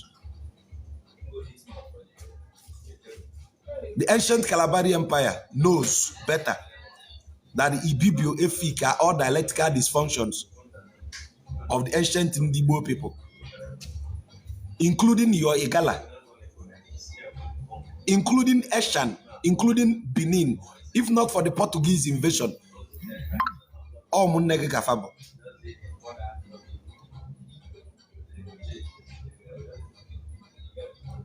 But the Portuguese shipped some slaves from Brazil.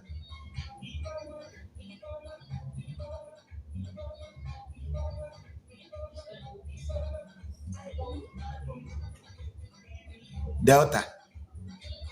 Delta own is not disputed now. Anybody disputing Delta, you know what is Delta? Delta is a water. When a water gulfs out to a dry land, that is a delta. Delta. My geographical location in Anambra is also considered delta. Somebody said, why does the tongue sound so different?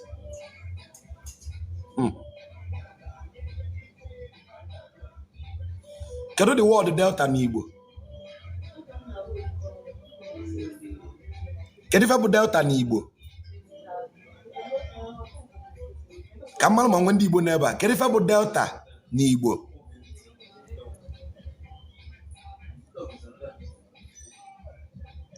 What is delta in Igbo? What is the Igbo word for delta? Onumili, no. Not onumili. Onumili is akukumili, no. That one is collocation. You are doing Collocation, no. Mba mmiri. Do ofe mmiri ị na-awa anya. Ogige mmiri, ọ bụrụ sọ ogige mmiri ya akpụ ya ma boxers mmiri. Ikpere mmiri, no. The word is otu. Otu nkwọ. Otu ọcha. Otu moye. Otu. You always say the word otu. In my own dialect. With respect to your dialect. Somebody's not mbala mmiri. Chimesko Global, itobuom. Nze nwata si no okuku mmiri. Nze nwata is no okuku chim na akam. Otu. When you hear Otu Onitsha, Otu Nkwo, Otu, I'm saying from Anambra dialect. Okay? So with due respect to other dialects, so we must Odeda, okay? Depending on the dialect. My own dialect, Otu. That is why we have Otu Ocha. Is a delta. Otu Nkwo in Onitsha. Onitsha ebe na Otu Nkwo. Obro delta dia say no n'otu kanje n'otu. That is why the word like Omoku, Oma, a hotspot, Omoku, Omahia is not Omahia. The word is Omahia.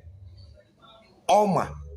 When you hear the word Oma in Igbo, followed by the suffix, the suffix determines what hotspot is that.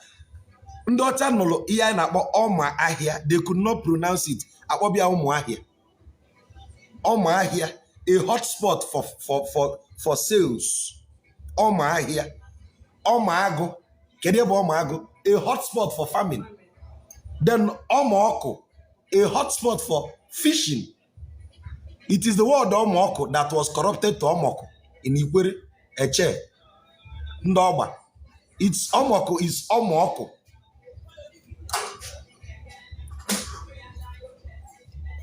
So what have you done to yourself without the knowledge of etymology? It's very long. Then your mother in the comment section. Pamela na yala. Mazi is Otu and Utu the same thing. Chineke. God of Nazareth, Mabulundoka. Chineke make a power bank Pamela nyuo ka oku ya nyuo ka ọ lala ụla.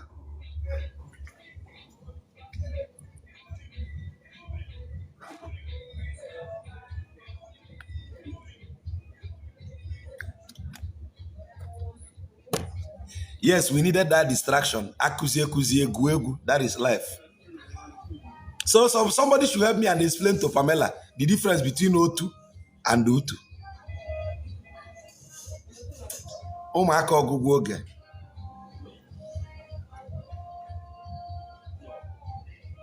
Now, the truth is, you must strive to find the...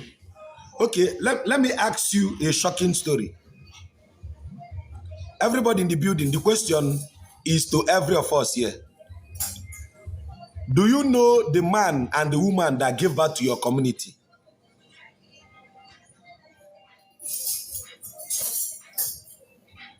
The name of the man and the man and woman that gave birth to your community. Obodogi malu nwoke na nwaanyị tụrụ ime ha.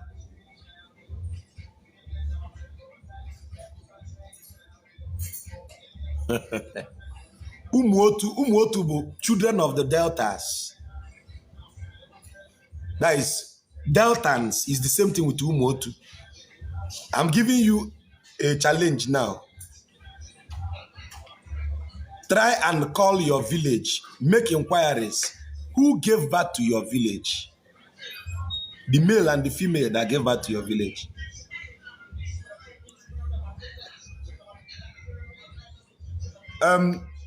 Let me make official shout out to our top gifter today. Nnam ebe ọ bụ n'isi weta mmaji pụrụ mmaji Ebuka Achịna onye ngwongwo Ka Chineke mee ka ndụ baala gị ụba, ego gị erigo nne. May you never lack in all ramification. Everybody that gifted us today, may you never lack. Ka ihe niile nna ya Chineke pụtala unu ife. Na-emewekwa n'iwe ma na-ekwulekwu m erika. Ọ bịa m n'uche nkwue n'ọnụ. Hey.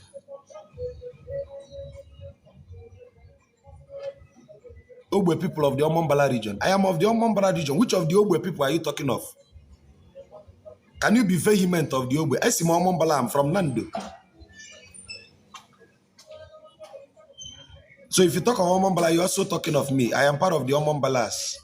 I am one of the Amakom you can see. Please, can you be Igbo teacher in school? Mungabamazi. I now want 10 million per week. Like Anako, Nzam and others. Ndanako Ogbe. Nzam Ogbe.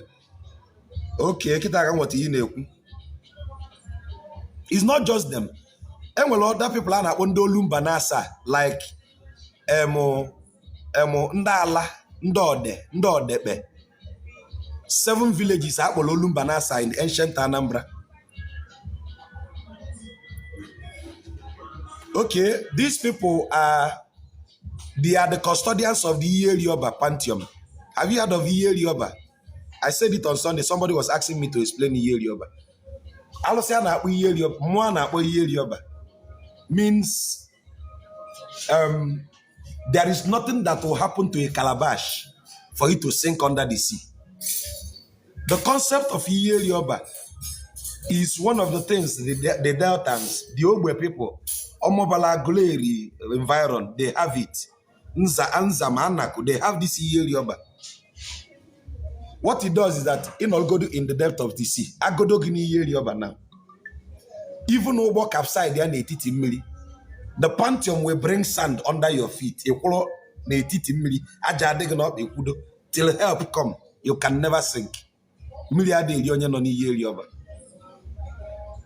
Manana mana kando kana go na ego Yoruba mo bia Yoruba mo ifro ka eze dị mari ihe bụ Yoruba isayeze na Yoruba ba alụsị ka ọ bụ onye anaka ogbe na ebe onye nzam onye ode onye ala onye agụ onye Omobala no ebe a wo ife a na-ekwu ma na atụ asị Yoruba is the name of a pantheon that comes to your aid when the boat capsized, even if it's in the depth of Atlantic Ocean. How it happens, we don't know. But all I told you is this. You will stand firm in the middle of the sea. That is Yoruba for you. Anam is part of them. Is my network having issue? How bad is my network? Let me know. I don't think I have issues.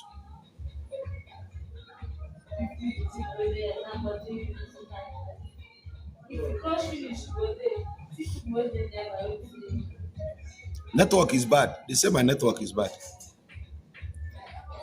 Bagaba. If my network is bad, let's call it a day now.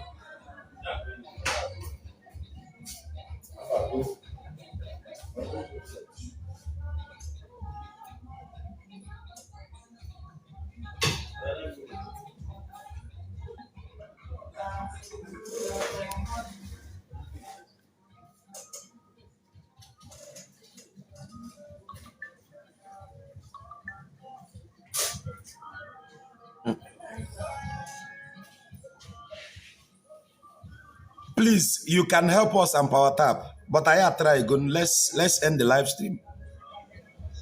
Let's end the live stream if the network is bad. Have you learned anything today? If you've learned anything today,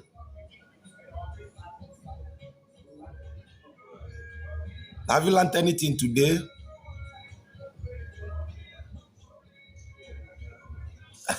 King Nen Hosima, I should not end the live stream. Let us end the live stream. Ultra 3D, go and ask questions. Slaves from different parts of the nation was dumped at that place. That is why the slaves who don't know it developed their own languages somehow. That is the diversity of the language we have in that area you are mentioning. Have you learned anything today? Comment your location. Where are you watching us from? I did teaching till 4:30 a.m. this morning. Abi, we taught from last night. We started teaching from 10 p.m. in the night till 4:30 a.m. this morning. And I came back again to teach.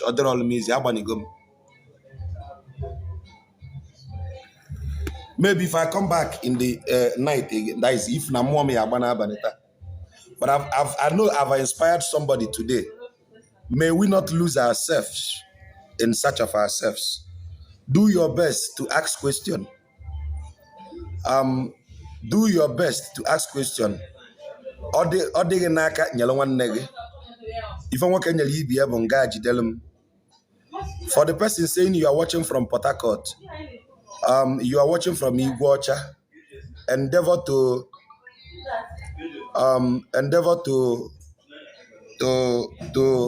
say Iguacha all the time, not Port Harcourt.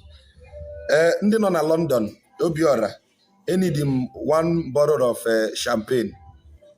Ndị London nyenum champagne ka nwo. Can the London need indicate? Can you know London? I need one bottle of champagne.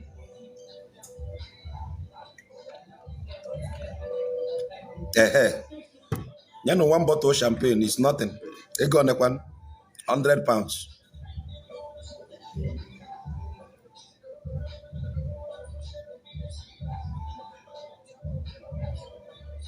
Did you people understand that statement? May we not lose ourselves in search of ourselves. The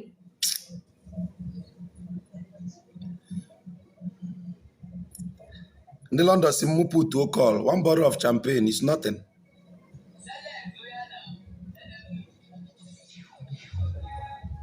Voice note on WhatsApp, okay. PA, take note.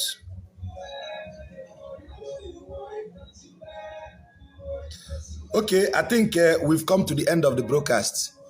Kanra punukuno lalola zoni ike kamu azukwo ike.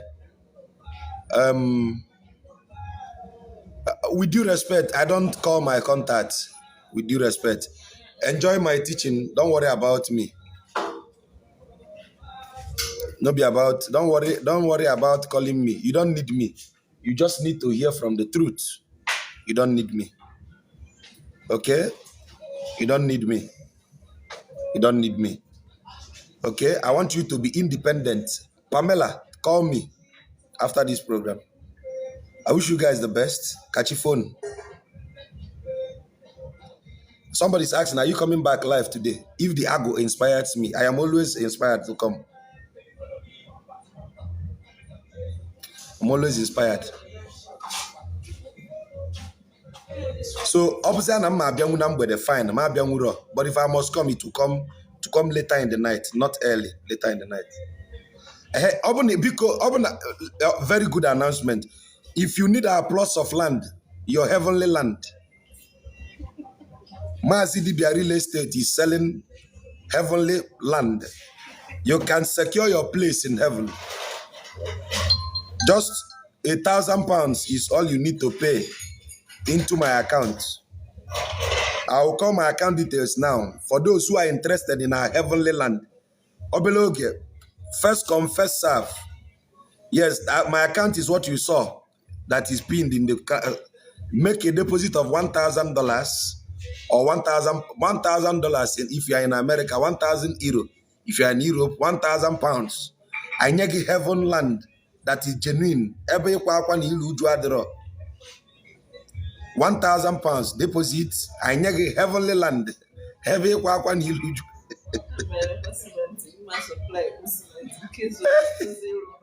So open it your twins holy water.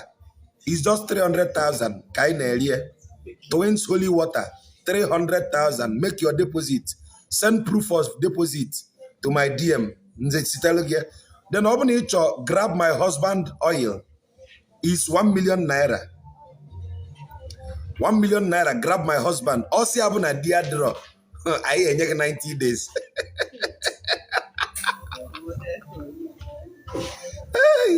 Then Biko, I need my wife soap. I need my wife soap bụkwa 2 million naira. Ịma na ụmụ nwaanyị adịghịzi Gen Z kazi nkụ. Ịchọ ka anyị rọtala gị nwaanyị si n'eluigwe bịa all the way from heaven. 2 million naira. Well, I need my wife oil soap. So I will advert I na-emebe. Miracle handkerchief na-ekwe ebe a. Miracle handkerchief dịkwa. Nke a bụ ọsị abụgo na mmadụ anwụgo anwụ ibitue n'isi ọ ga-adị. Then ọ bụ na ị chọọ spiritual alert ụdị nna ya ụmụ ụkpa anyị na-enye that you can go to bank and you receive 10 million naira from the heaven, bank of heaven. Spiritual ATM dịkwa. Nke a bụ 2 million ka anyị na-elie spiritual ATM. Then ọ bụ na ị chọzi ịnwụ wisdom water nke onye tere mmanụ nwụrụ. Mmiri onye tere mmanụ nwụrụ na-eye ebe a. Na-ekwu mmiri onye tere mmanụ nwụrụ. Nke a kịta ha galara ọnụ ordinary 50,000. Wisdom water. Ọ bụ na nwa ga-amara akwụkwọ. Na-ekwe mmiri onye tere mmanụ wisdom water 50,000. Ọ bụ na ị chọọ non-oke mkpi husband nke a galala ọnụ. Ọ bụ na ị chọọ di na-abụrụ oke mkpi 3 million ka anyị na-ele dị ncha na-ekwe ebe a. Non-oke mkpi black powder soap na-eye 3 million ka anyị na-erie non-oke mkpi soap. Ịwụcha ya sọsọ di ya na-abịara gị bụ ndị na-abụrụ oke mkpi. You don't need to verify nothing. The man of God is telling you something. You are trying to verify. Ọ bụ na ịchọ na ihe niile na-abịara gị dị bụ ndị oke mkpi na nke a. Mfesa gị mmiri a n'isi iburu ike. Ị na-idiri oke ite na mmiri oke ite ebe a. So kedu advert anyị na-emebọrọ nwe nke anyị na-emebọrọ. Kedu mmiri a kịta ọfụchala fancha wọta. Iwelu mmiri asa iru. Iwelu mmiri asa iru. Ịfụba ndị mmụọ fụba ife niile. You can even open a ministry with this water. Ọfụchala fancha water. Virgin soap. Ọsị abụgo na ibu ọzi virgin na ncha. Iwele esari wọ virgin ka 33 million. Virgin soap. Iwele ncha asari wọ virgin. O nwere ihe fọ ka ile. O nwere ihe fọ ka ile. 30 pieces of silver ni ego Jesus. I nwere the coins n'aka anyị. Ọ bụkwa na ị ga-ego. Why not cure poverty holy perfume? This is what Africa have reduced themselves to a laughing stock. Africa have reduced themselves to a laughing stock. A people who don't think anybody can come and sell nothing to you, you buy. Deity, they work. They work. Who told you no na lol? How can water solve your financial problem?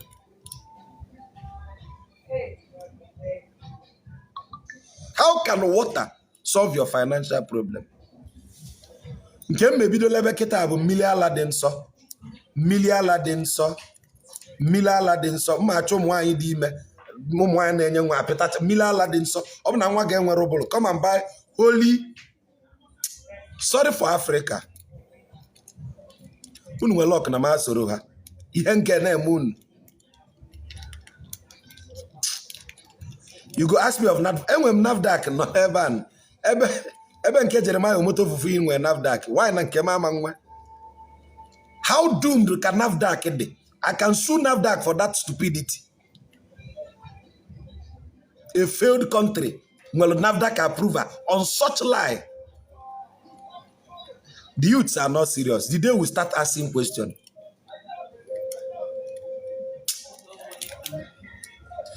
Biko kedu nke afọ ka nwe ihe anyị na-elebere. Anyị elechego product nne. So meet our financial secretary for your purchase. Email payment and supply ya to your destination. Okay, it's simple. Nke nchọkunu wete first come first serve. Anyị na-ele na enigwe. Plot of land na enigwe. Ebe ịtakịrị eze na iru uju adịrọ. A land flowing with milk and honey. Gbambo ka igolie. Ebe a ka oziọma anyị ga-abịa n'isi njedebe. For those who are joining us, I am sorry that you did not meet us on time. May we not lose ourselves in search of ourselves. Aka m bụkwa Maazị Dibia Oji Nkuzi. May we meet again in due time.